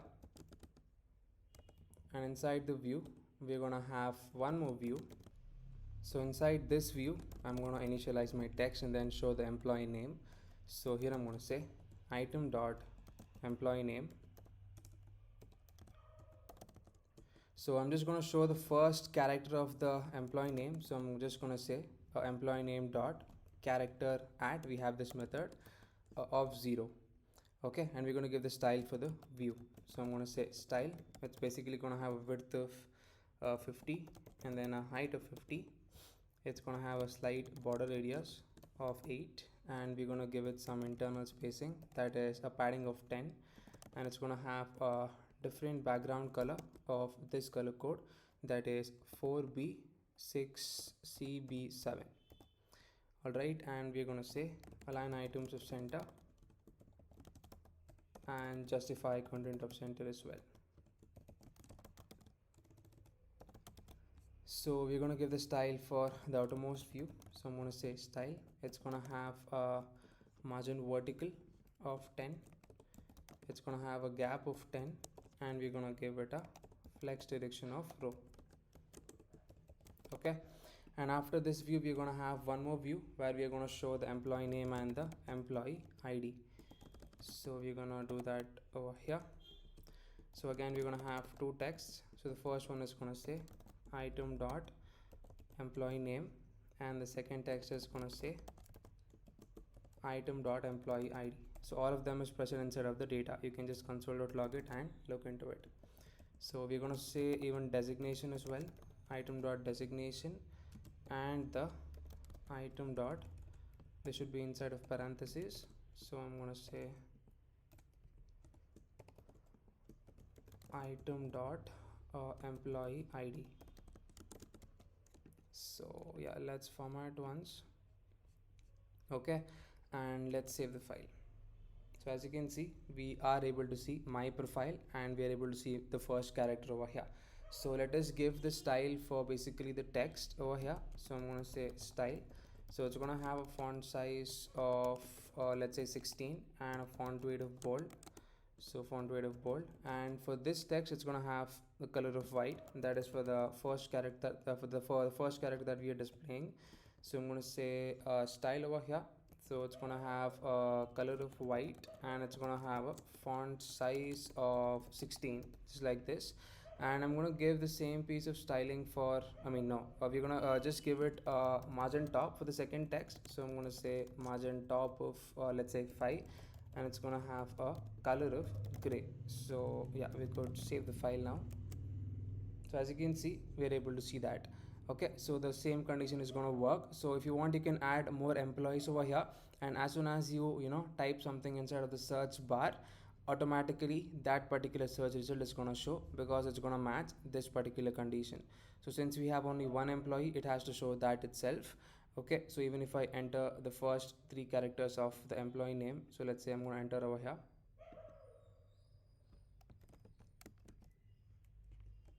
So as you can see, the first two characters is going to match over here. So let's say if I enter something else, it's not going to show up. Okay, so that means this is working absolutely fine. So now the next step is we're going to go into the index.js of the API folder, and then we're going to write again few endpoints to mark the attendance for a particular employee. So here I'm going to write app.post. So it's going to be /attendance, and it's going to have basically the async method with the request and the response in the callback. So first of all, we're going to initialize our try and then catch block. So catch of error. So here first of all, I'm going to send the result dot status of 500 dot json with a message being error submitting the attendance. Alright, so inside the try block, we are gonna initialize, we're gonna need access to a couple of things. That is basically the employee ID. We need access to the employee name as well, employee name. We need access to the date, and we need access to the status of the attendance. It's gonna come from the request dot body. Okay, so now we're going to check if at all the attendance is already recorded previously for the employee. So I'm going to say const existing attendance equals to await access the attendance model. With the help of the find one method, we're going to check for two things, that is employee ID as well as for that particular date. Okay, so if at all we have an existing attendance over here, we're just gonna say existing attendance dot status equals to status. Okay, and I'm gonna say await existing attendance dot save. So we're just going to remove the status if at all there is any previously status present. So after doing that, I'm going to say result dot status of 200 dot json and send the existing attendance. If at all there is nothing like that, then we're just going to create the attendance record in the backend. So I'm going to say const new attendance equals to new attendance, access the model, and we're going to pass in the required things, the employee ID, the employee name, and the date as well as the status. And after doing that, I'm going to say await a new attendance dot save. Okay, and we're just going to send it in the result. So I'm going to say result dot status of 200 dot json with the new attendance. Okay, that's it.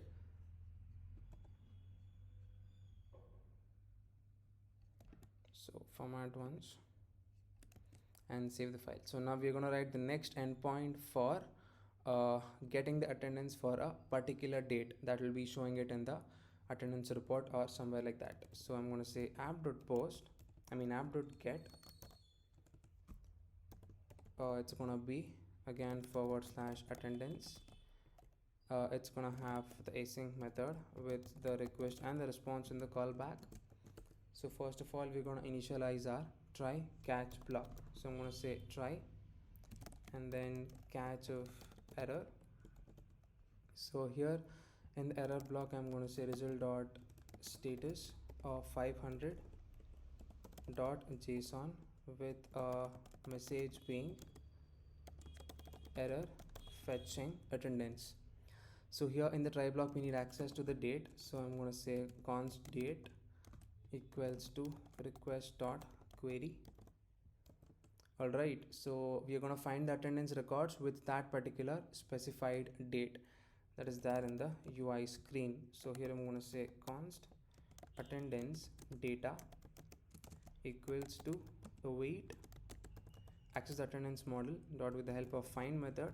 We're going to just find with the help of the date all the attendance records of that particular employee who has been marked at the attendance, and we're just going to send the result. That's it. So result dot status of 200 dot json with the attendance data for that particular date, whatever has been selected, right?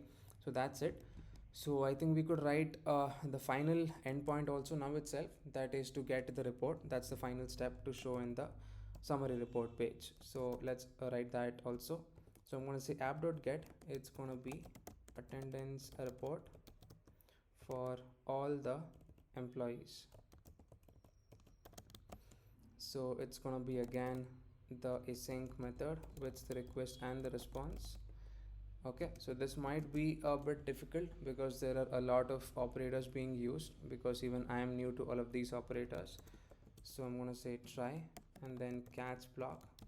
So here basically inside of the catch block, let's send the result dot status of 500 dot json with a message being error fetching attendance report or error fetching summary report. Okay, so here basically we're gonna get the required details, that is basically the status of all of the employees for a particular month along with the employee details. Okay, so here I'm gonna say const month and the year equals to request dot query. All right, so now if you want you can console.log the parameters. So I'm gonna say query parameters.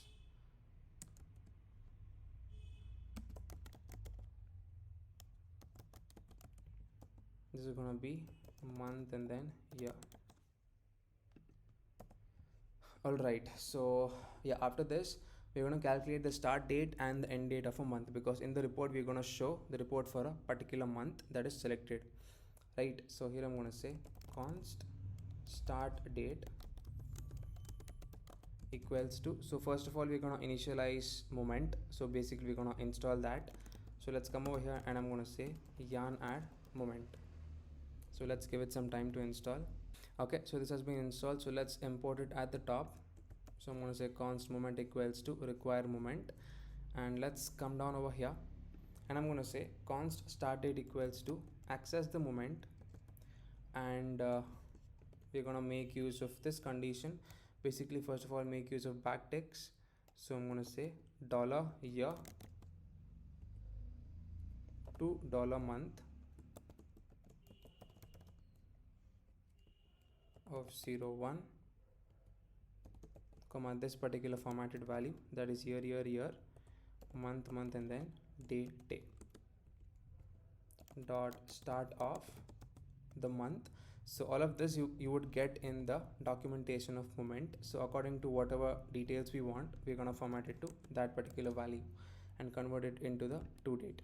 That's going to be the start date, and the end date is going to be this one. So I'm going to say const end date equals to moment. So it's going to be the start date dot end of, we're going to make use of the end of method. It's going to be end of month and again convert it into to date. So we have access to two things, that is the start date as well as the end date now. So now after that we're going to basically aggregate the attendance data for all of the employees and the date range. Okay, so I'm going to say const report equals to await access the attendance model,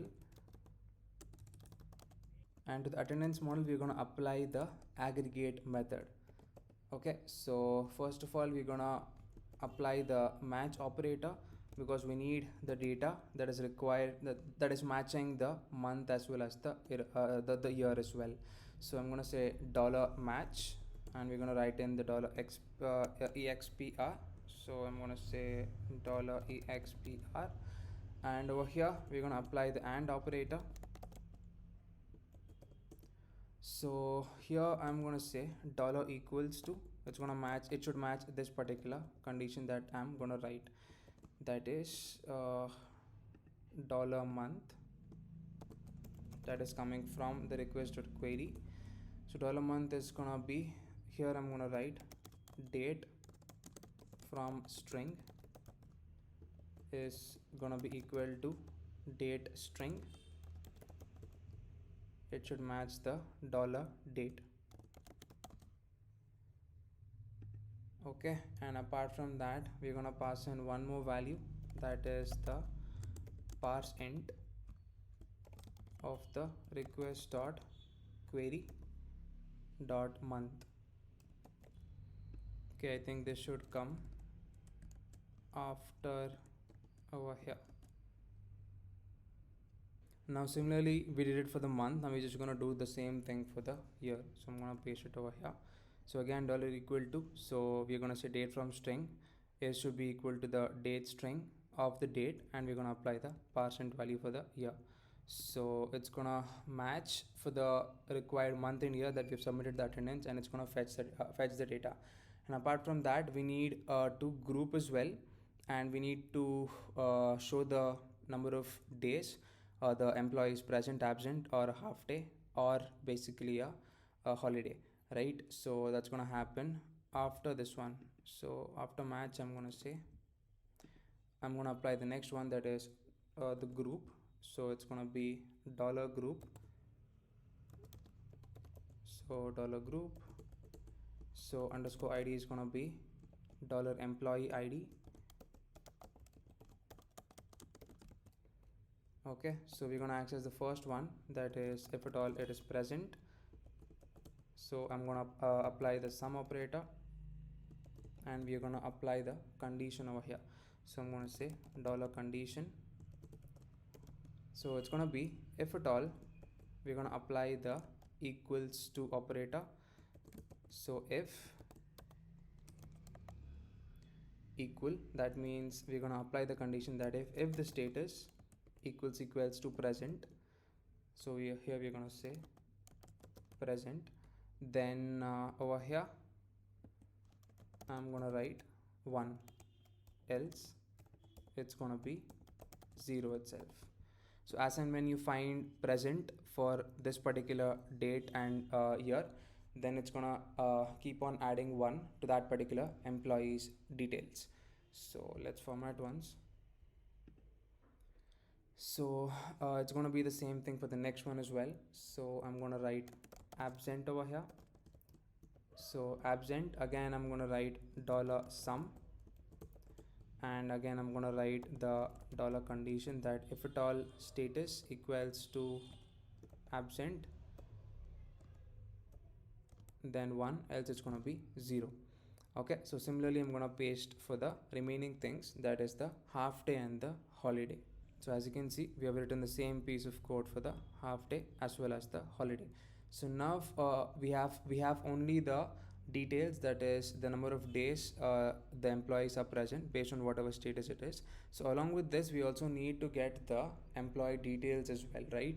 So for that we'll be making use of the lookup operator, that's gonna come right after the group over here.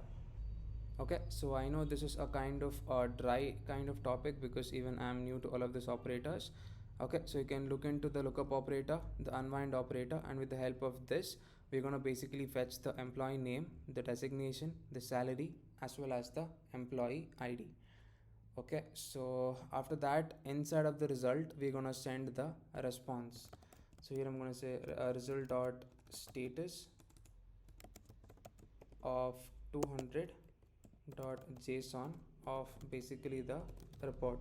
So you can look into it one more time right from the start. Basically this particular thing, that is the uh, attendance report for all employees. Okay, so yeah, that's it. So now the next step is we're gonna go into the front end part, and we're gonna access the mark attendance screen. So we're going to create a new screen for that, and then we're going to initialize the attendance part. So now I'm just going to open up my file tree and then create a new file inside of my home directory. That's going to be mark attendance.js. So rnfes to get the Sujan snippet. So I'm going to include this inside of my app, inside of my layout. So just copy this out, and the name is going to be mark attendance. So now I'm gonna go into my index.js, and then we're gonna initialize on press event on the mark attendance part, that is over here.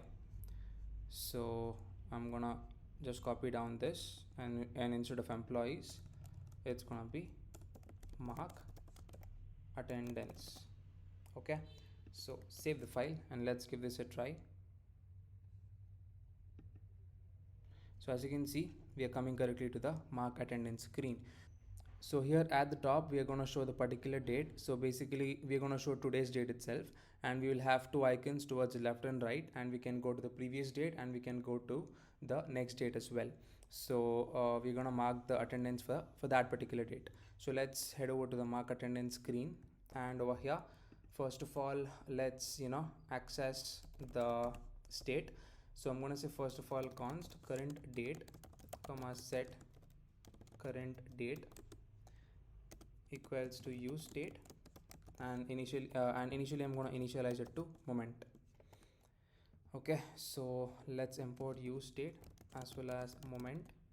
So import moment from moment, and after that we're going to define some functions, that is to move to the next day.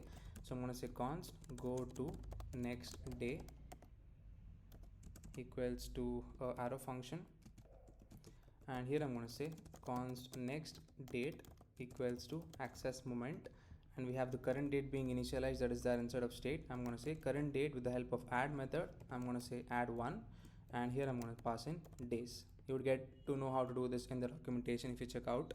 Okay, so here I'm going to say set the current date to be the next date. So this is to go to the next day. We have another function as well, so we're going to say const go to previous day equals to an arrow function, and here I'm going to say const previous date equals to moment of current date dot instead of add we're going to write subtract, and again it's going to be 1 and then days. And after that similarly we're going to say set the current date to be the previous date. Okay, so that's it. So apart from that we also have the format function, so we're going to use this particular format method. So I'm going to say const format date equals to, it's going to take in the date. So this will be using while rendering the UI part. So I'm going to say return the date that's coming from the parameter. With the help of the format method we're going to make use of this value, that is day, and then year, so y 4 times. And yeah, so we're also going to initialize the state to hold the employees. So I'm going to say const employees comma set employees equals to use state of an empty array. Okay, so I'm just going to copy down the function that we have previously used, that is fetch employee data. So you can copy this piece of code and we're gonna paste it over here. Make sure you import Axios. So let's do that manually. Let's also import use effect as well.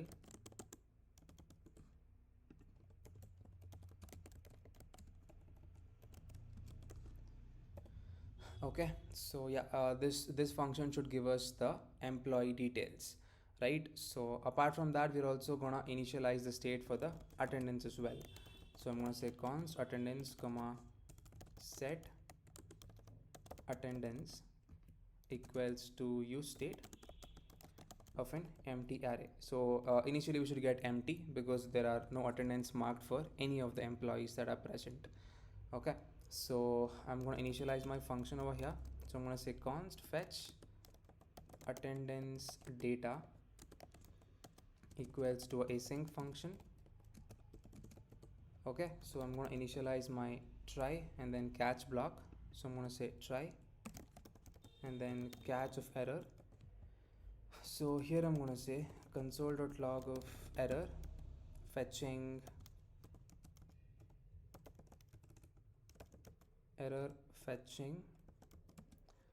attendance data.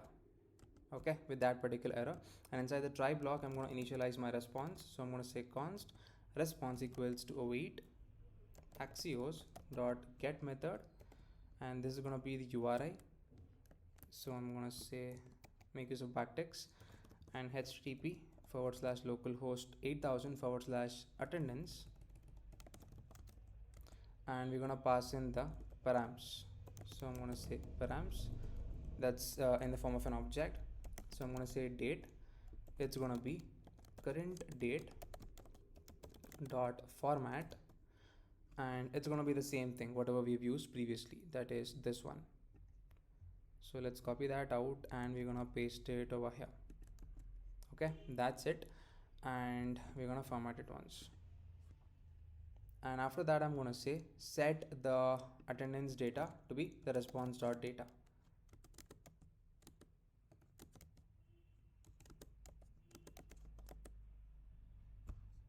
So set attendance, okay, just set attendance. So yeah, it should be just set attendance to be response.data. Okay, so yep, that's it. So this is the function to execute fetch attendance data. I think wrong spelling, data. So yeah, let's make use of a use effect and then call this function. So I'm going to say use effect. Okay, so here I'm going to say call the fetch attendance data function, and this is dependent upon the current date, because as and when we change the date we should get the information for that particular date. So I'm going to pass in current date as the dependency. So this use effect is going to run every once the app loads and every once the current date changes. Is that current date? Yeah, that's a correct spelling. So yeah, format once and we can start looking into the design of the mark attendance screen. Okay, so first of all, inside the view, let's give the styling, basically the background color and a flex of 1. Okay, so you can see that change being applied. So here I'm going to initialize my pressable.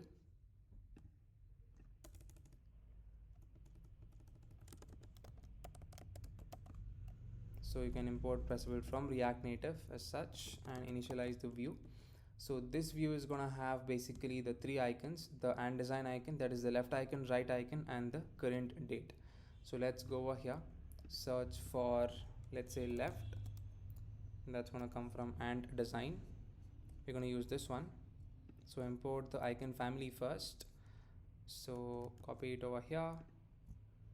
So copy the render component and yep, we're gonna paste it here, and this is gonna have the text which says here we're gonna make use of the format date method.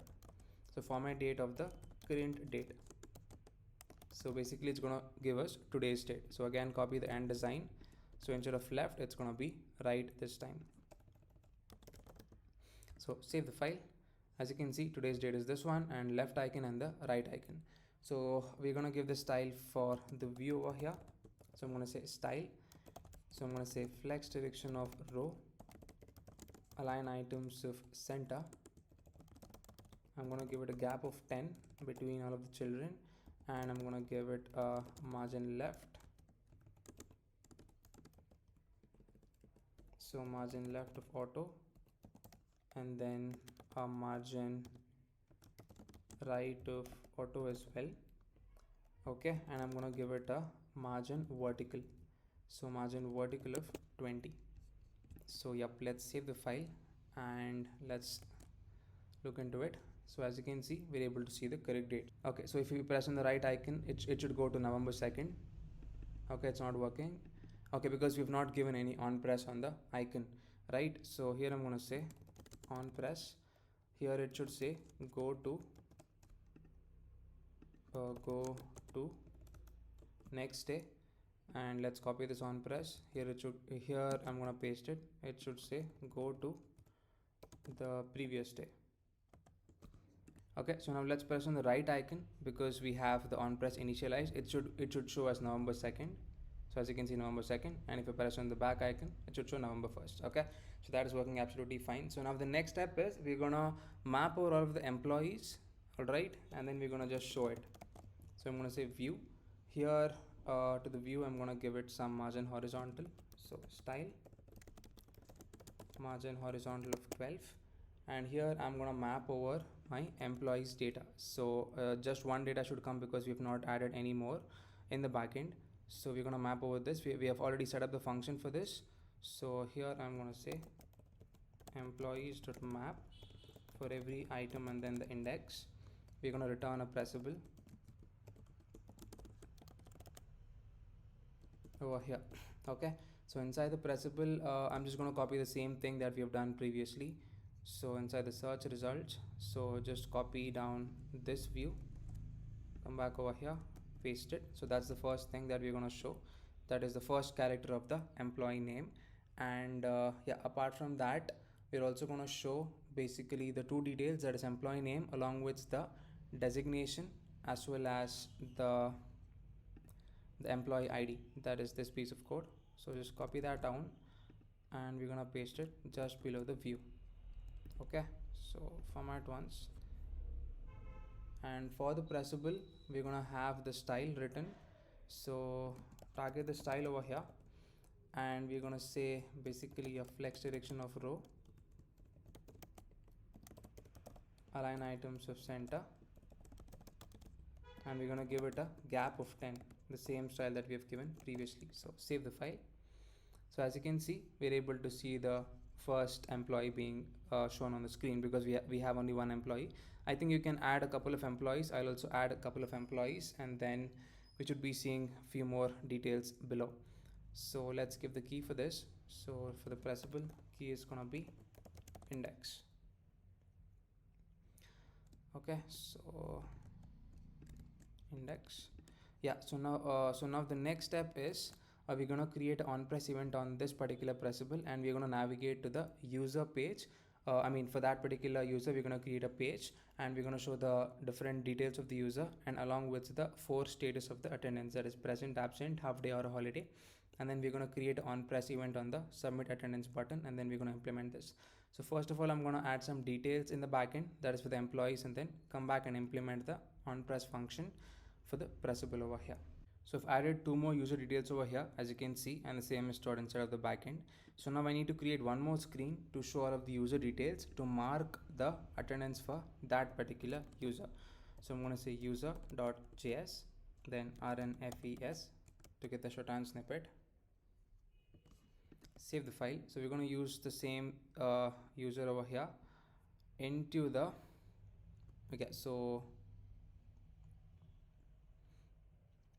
so let's remove this, and so let's just write it as user over here. So save the file. So let's include this inside of the underscore layout.js.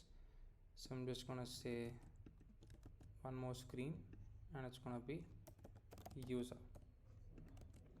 Alright, so now I'm gonna initialize the on press event on this pressable over here. So here I'm going to say on press router.push, the path name is going to be user, and we're going to send some details to the user page. That's going to be in the form of a params, that is in the object. So name is going to be item.employee name, ID is going to be item.employee ID, salary is going to be item.salary, and designation is going to be item.designation. So let's initialize our router at the top. So I'm going to say const router equals to use router. So we're going to import use router from the Expo Router. Alright, so yep, that's it. So now let's give this a try.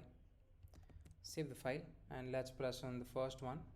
So as you can see, we are going into the user details of that particular user. So now let's start designing the user page. Okay, so we're gonna fetch the params. So I'm gonna say const params equals to use local search params.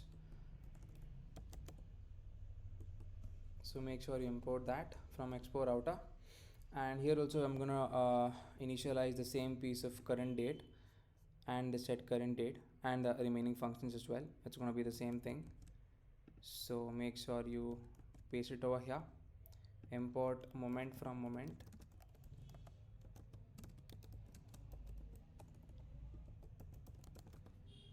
Also make sure you import use state as well. Okay, and apart from that, yeah, I think that's it. These are the required things. So now in the return block, first of all, let's give the style to the view. So here I'm going to say a flex of 1 and a background color of white, just like this. And I'm going to copy again the same thing that is for showing the date. So I'm going to copy down the view, so this one, and I'm going to paste it over here. Okay, so yeah, first of all, let's get the and design icon. Let's import that code from the previous screen, and I'm gonna paste it over here. So that has been imported, and yep, apart from that, yeah, we could save the file.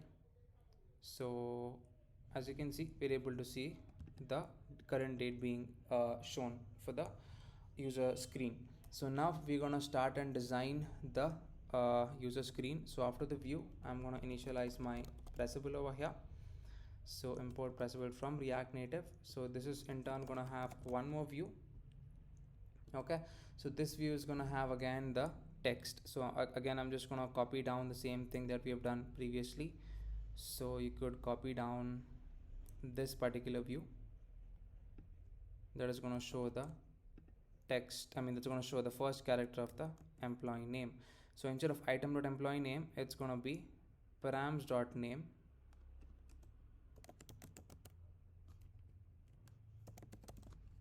Okay, so yeah, let's check the correct name if we have done it correctly. So while sending it, yeah, as you can see, to access the name, it's going to be params.name. So we have written it correctly, that is params.name. So let's save the file. So as you can see, you're able to see that coming on the screen. So now for the pressable, let's give some styling over here. So pressable style, here I'm going to say margin vertical of 10 and margin horizontal of 12, a flex direction of row, and I'm going to give it a gap of 10 to this. Okay, so apart from this, we have the next piece of style coming up. We have already designed that is to show the designation and the salary, not the salary, the ID of the user. So save the file. So yeah, item does not exist, so it's going to be params.name over here.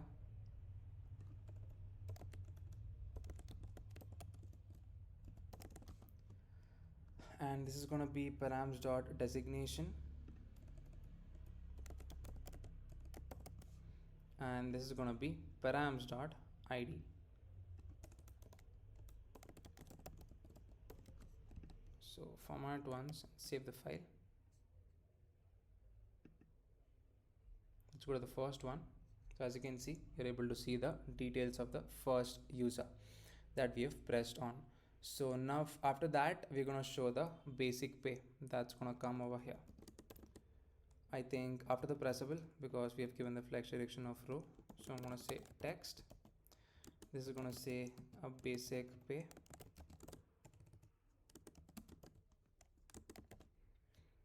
So to access that, it's going to be params.salary.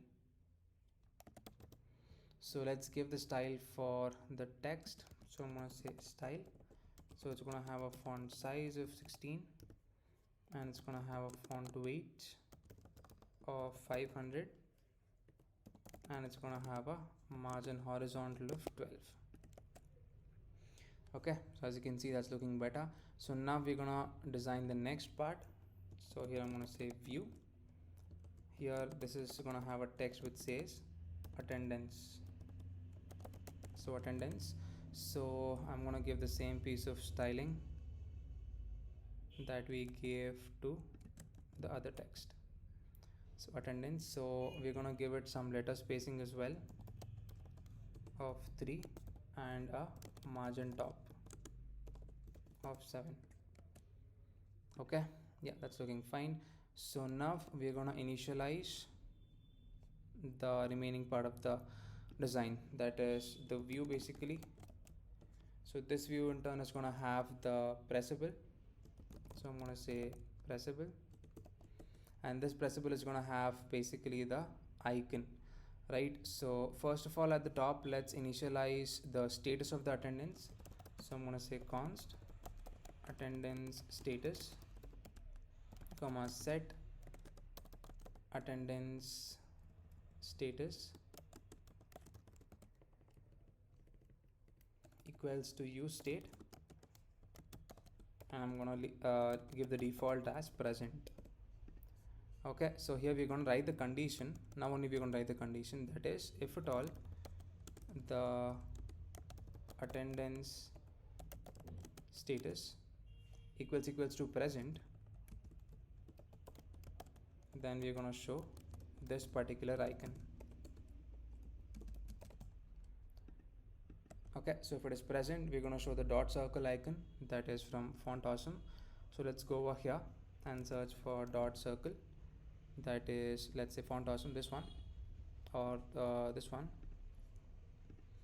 So import the icon family first, and we're gonna paste it over here and copy the render component code, and we're gonna paste it right over here. Okay, and else it's gonna be the end typo icon, that is the circle icon. So I'm gonna say circle from, let's choose the blank one, that is gonna be this one from end typo. So import the icon family, and we're gonna paste it over here, copy the render component code, and we're gonna paste it right over here. Okay, so yeah, apart from this, we're gonna have the text which says present. So here I'm gonna say present. So we're gonna give the style for the pressable. So I'm gonna say style. It's gonna have a specific background color, that is C4E 0E5.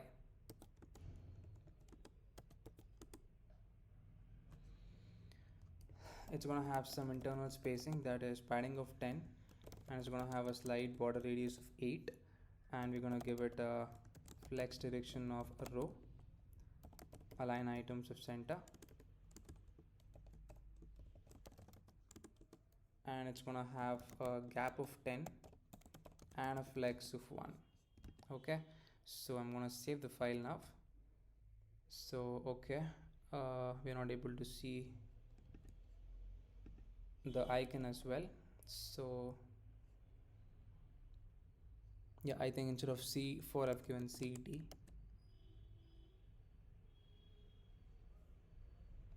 Okay, I've written the background color wrong, so it's gonna be C4 E0 E5. Yeah, so that's the correct color. Yeah, so let's remove this once. Not sure why we're not able to see the icon. Okay, yeah, I'm just gonna paste this one more time.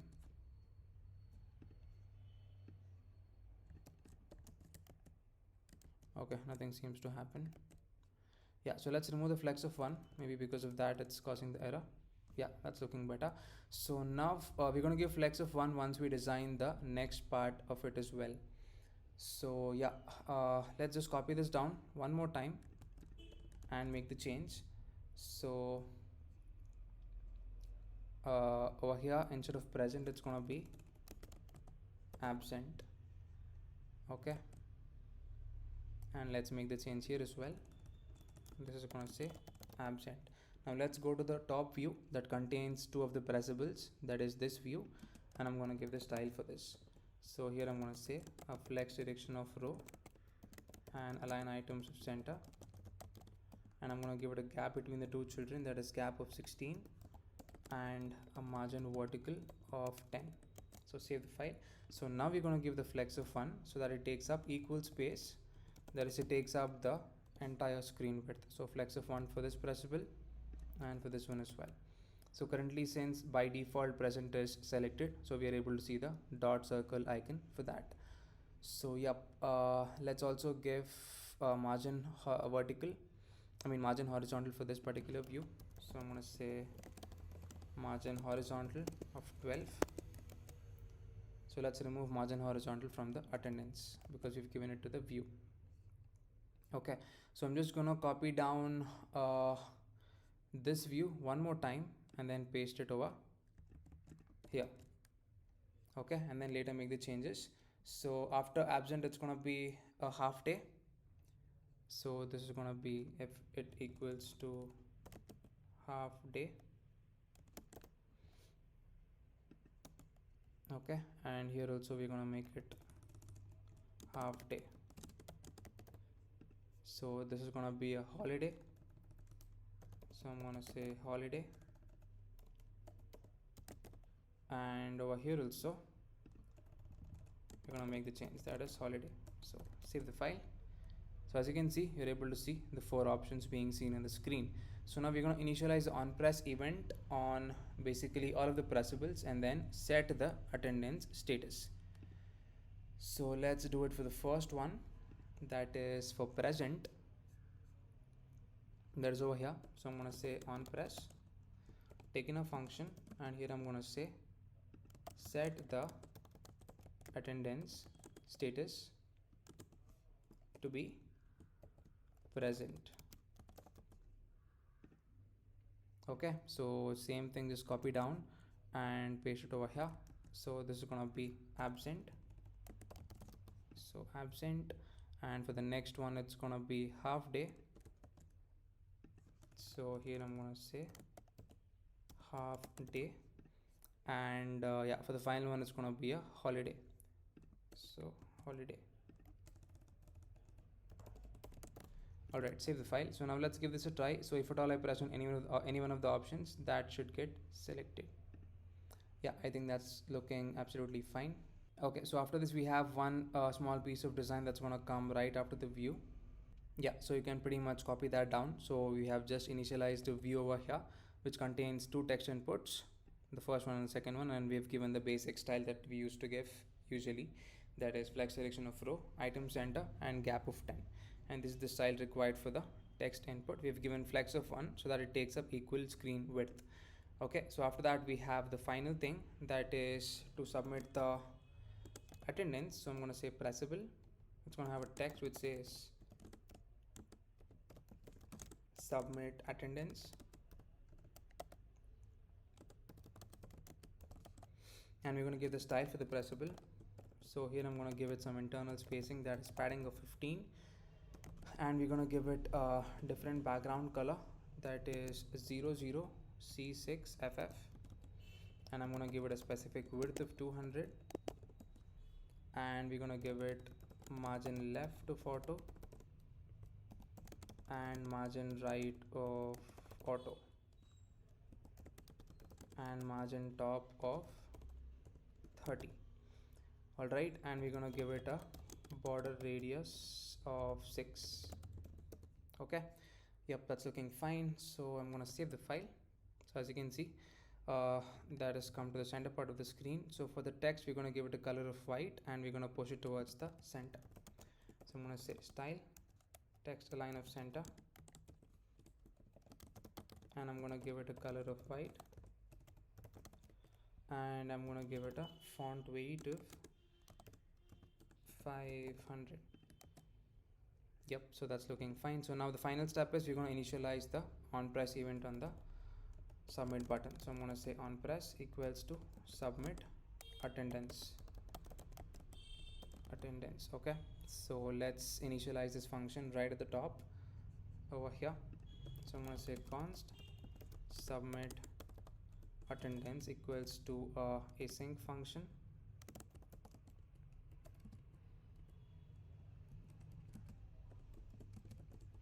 Yeah, so here I'm going to initialize my try catch block first of all. So I'm going to say catch of error. I'm just going to say console.log error submitting the attendance with that particular error. So inside the try block, to submit the attendance, we need access to 4 things. So I'm going to initialize that. So I'm going to say const attendance data equals to an object. So we need access to the employee ID. So I'm going to say employee ID is going to be a params.id. So params.id, and we need access to the employee name. So employee name is going to be params.name.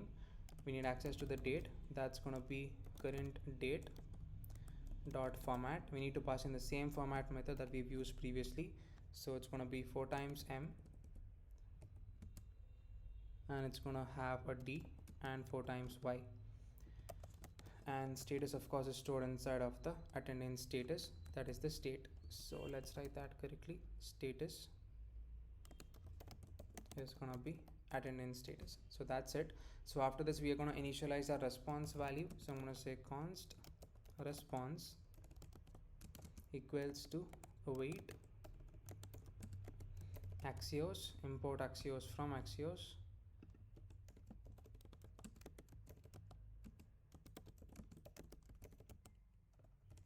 So import Axios from Axios, and over here I'm going to say Axios dot, with the help of get method, post method, we're going to write in the URL. That's going to be http localhost 8000 / attendance. Okay, this is going to take in the attendance data.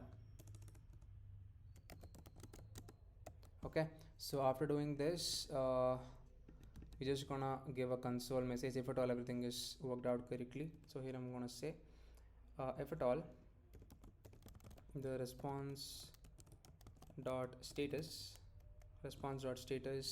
equals to 200, which is a success, then that means I'm gonna say alert dot alert.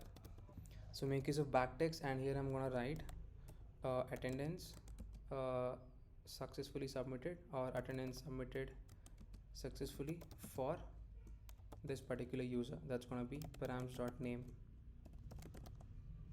So yep, that's it. So let's import alert from React Native over here.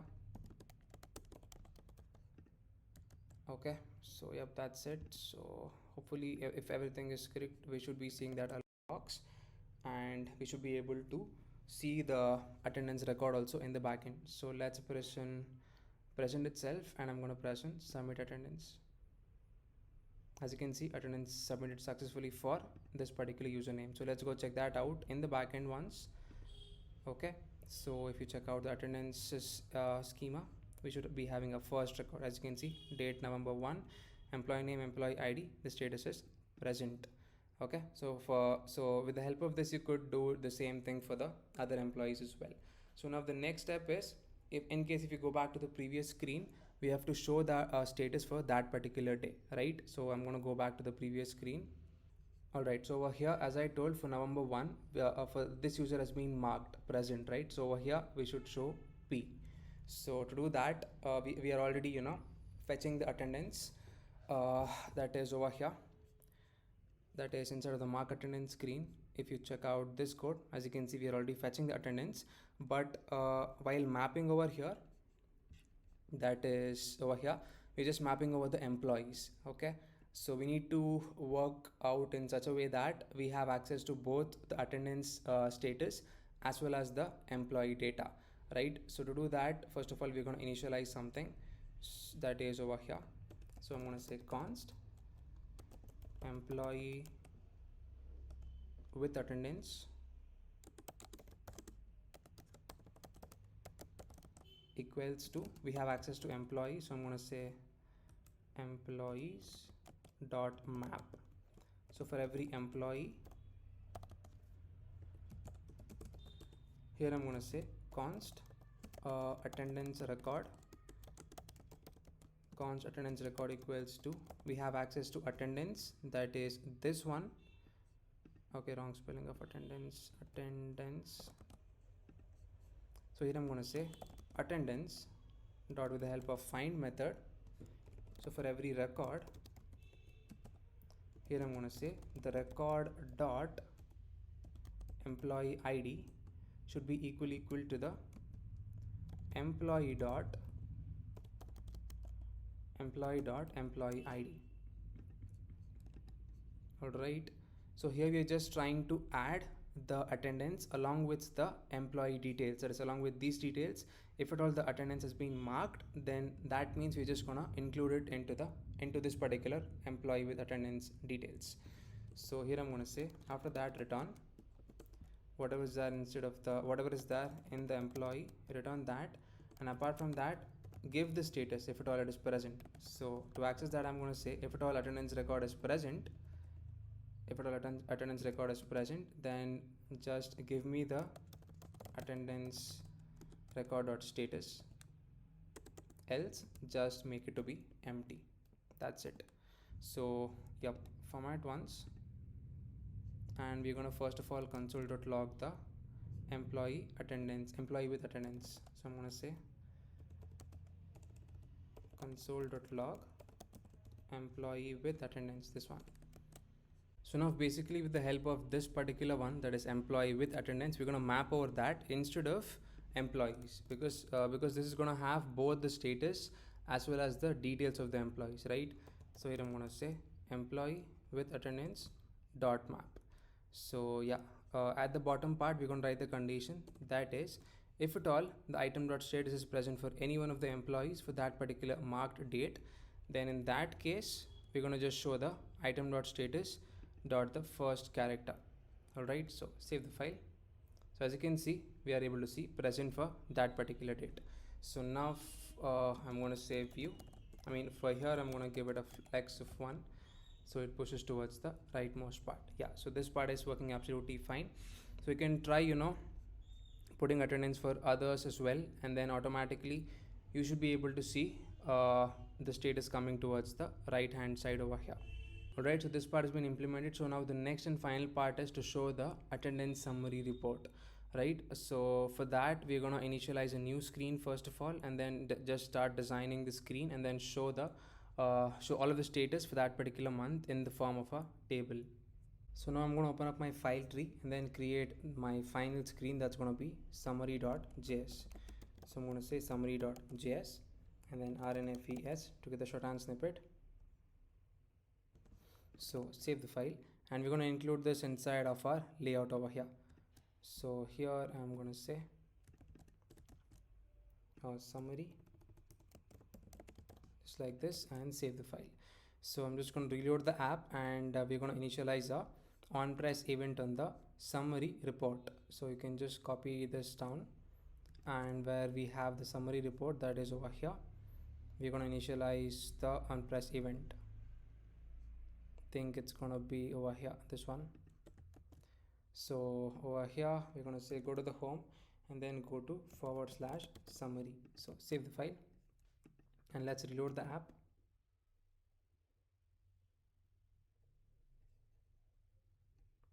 So as you can see, we're coming correctly to the summary page. So let's start designing the summary page. It's going to be the final step. So first of all, we need access to one more dependency, that is React Native paper. We're going to install that. So I'm going to say yarn add React Native paper. I'm going to press on enter. So let's start initializing our state first over here. So I'm going to say const attendance data comma set attendance data equals to use state. So initially it's going to be an empty array. Okay, so let's import use state from React, and we also going to initialize the current date and the set current date, that is with respect to the month. So I'm going to say current date comma set current date equals to use state, and again it's going to be similar, it's going to be moment at the initial state. So let's import moment from moment. Okay, and we're going to initialize the functions, of course. So I'm going to say const go to next month equals to a normal arrow function, and here I'm going to say const next month equals to access the moment. So here it's going to take in basically the current date. Okay, we're going to make use of the similar method, that is the add method. We're going to say 1. So previously we had used days, this time is going to be months. Okay, and after that I'm just going to say set the current date to be of the next month. So similarly over here I'm going to say const go to previous month, const go to previous month equals to a arrow function. So here I'm going to say const previous month equals to moment of access the current date. Okay, so access the current date, and instead of add it's going to be subtract over here, and we're going to say again 1 and then months.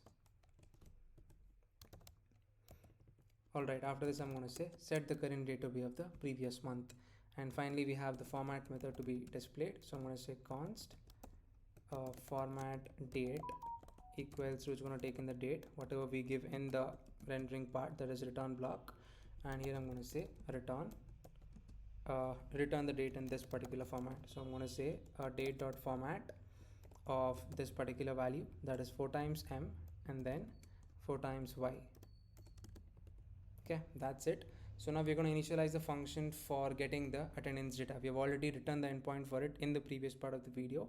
So here I'm going to say const fetch attendance report equals to async function. So here first of all let's initialize our try and then catch block. So catch of error, here I'm going to say console.log. So console.log error fetching attendance. Okay, so inside the try block now we're going to initialize our response value. So I'm going to say const response equals to await access axios. Let's import that from axios.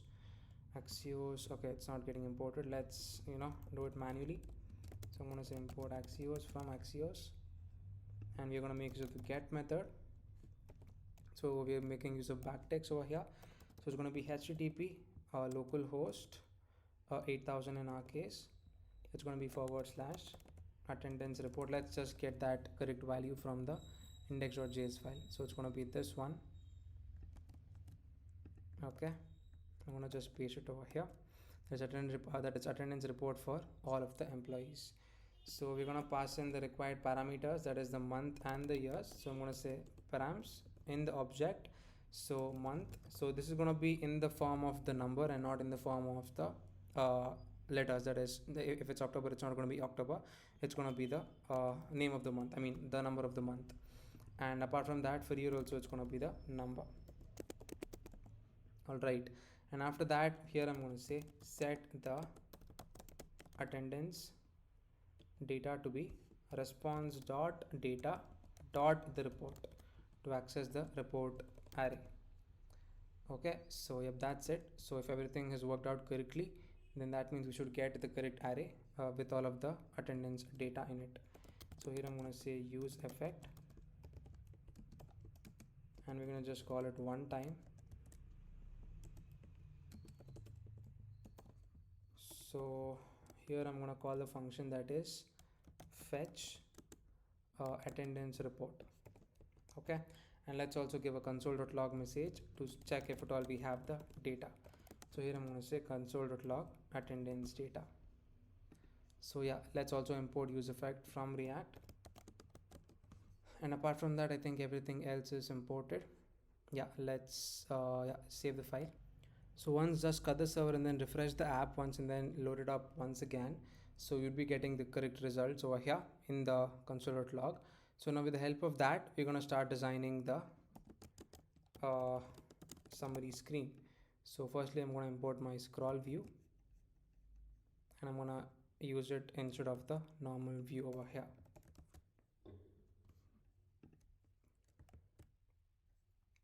So as you can see, this is our required data. that is coming from the backend. This is basically our attendance report.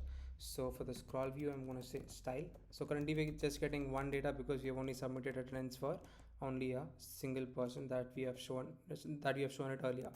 So that's the reason we are able to see it only one time over here. So yeah, after that we're going to initialize the same thing that we did in the previous screen, that is, I think this one. Yeah, let's initialize the view over here. So let's paste it down over here and make sure you import and design. Okay, and so over here it should be go to previous month, and this should be go to the next month. All right, so yeah, apart from that, firstly let's save the file. As you can see, you're able to see that on the screen. So now we are going to initialize our next view. So basically we're going to map over the attendance data that we have. So here I'm going to say style, and over here I'm going to give basically some margin horizontal to this of, let's say, 12, and here I'm going to write attendance data dot map. So for every item and then index, we're going to return the view over here.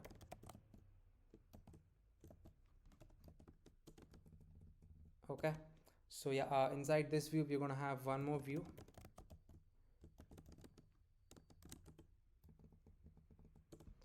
And let's first of all give the key to this. It's going to be index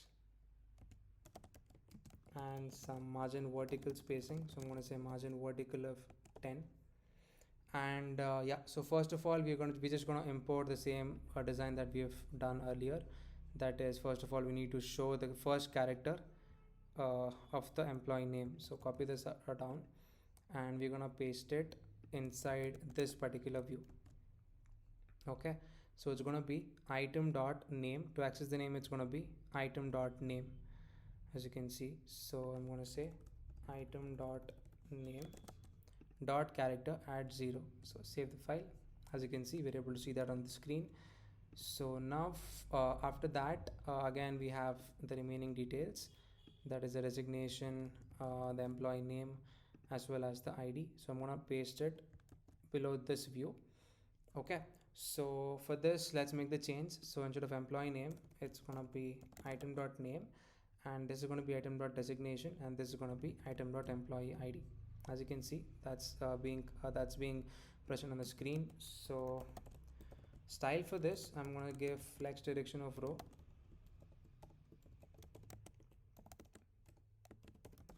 and align items of center, and I'm going to give it a gap of 10. So save the file. As you can see, that's looking fine. So now basically after this we're gonna show the table. Okay, that's gonna come, I think, after this view over here. So I'm gonna initialize my view over here. So this is basically gonna have the data table that we imported, that we installed from React Native paper. So I'm going to say data table. So let's import data table from React Native paper. So let's scroll up and then just import this like this. Okay, so let's come down over here. So we have something known as the data table dot header. Okay, so inside the header we are going to have the data table dot title. So I'm going to say data table dot title, and I'm just going to write in P. So P stands for present. So just copy this down a couple of times. So present, absent, half day, holiday, and the final one is going to be a non-working day. So I'm going to write NW for that. And after this header we're going to have the data table dot row. So I'm going to say data table dot row. So again over here we're going to have the data table dot cell.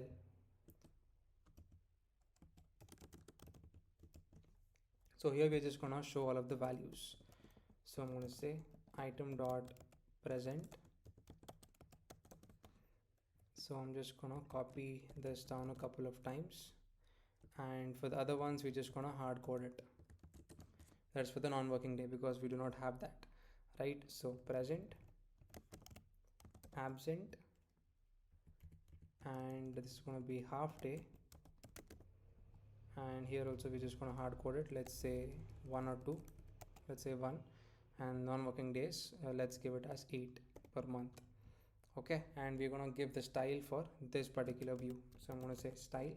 So it's going to have basically some a margin top, that's 15, and some external spacing, a margin of 5, and some internal spacing as well, so padding of 5, and it's going to have this background color.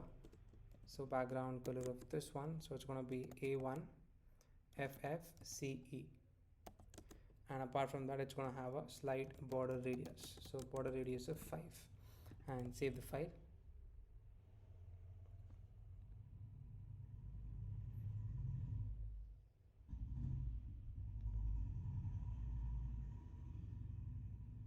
Yeah, so as you can see, you're able to see the attendance report being displayed for this particular user. So present is 1, absent is 0, half day is 0, and holiday is 1, and non-working day is basically 8 that we have given. Okay, so since we have just given one present in the previous video, I mean in the previous part of the video, as we did the attendance submission for this particular candidate, so you're able to see the present is 1. So similarly, as and when you increase the attendance for each day for that particular month, it's going to get increased automatically over here because of the endpoint that we've written. So I think, yep, that's it about this project. So we've implemented a few of the functionalities that we could do in an employee management system.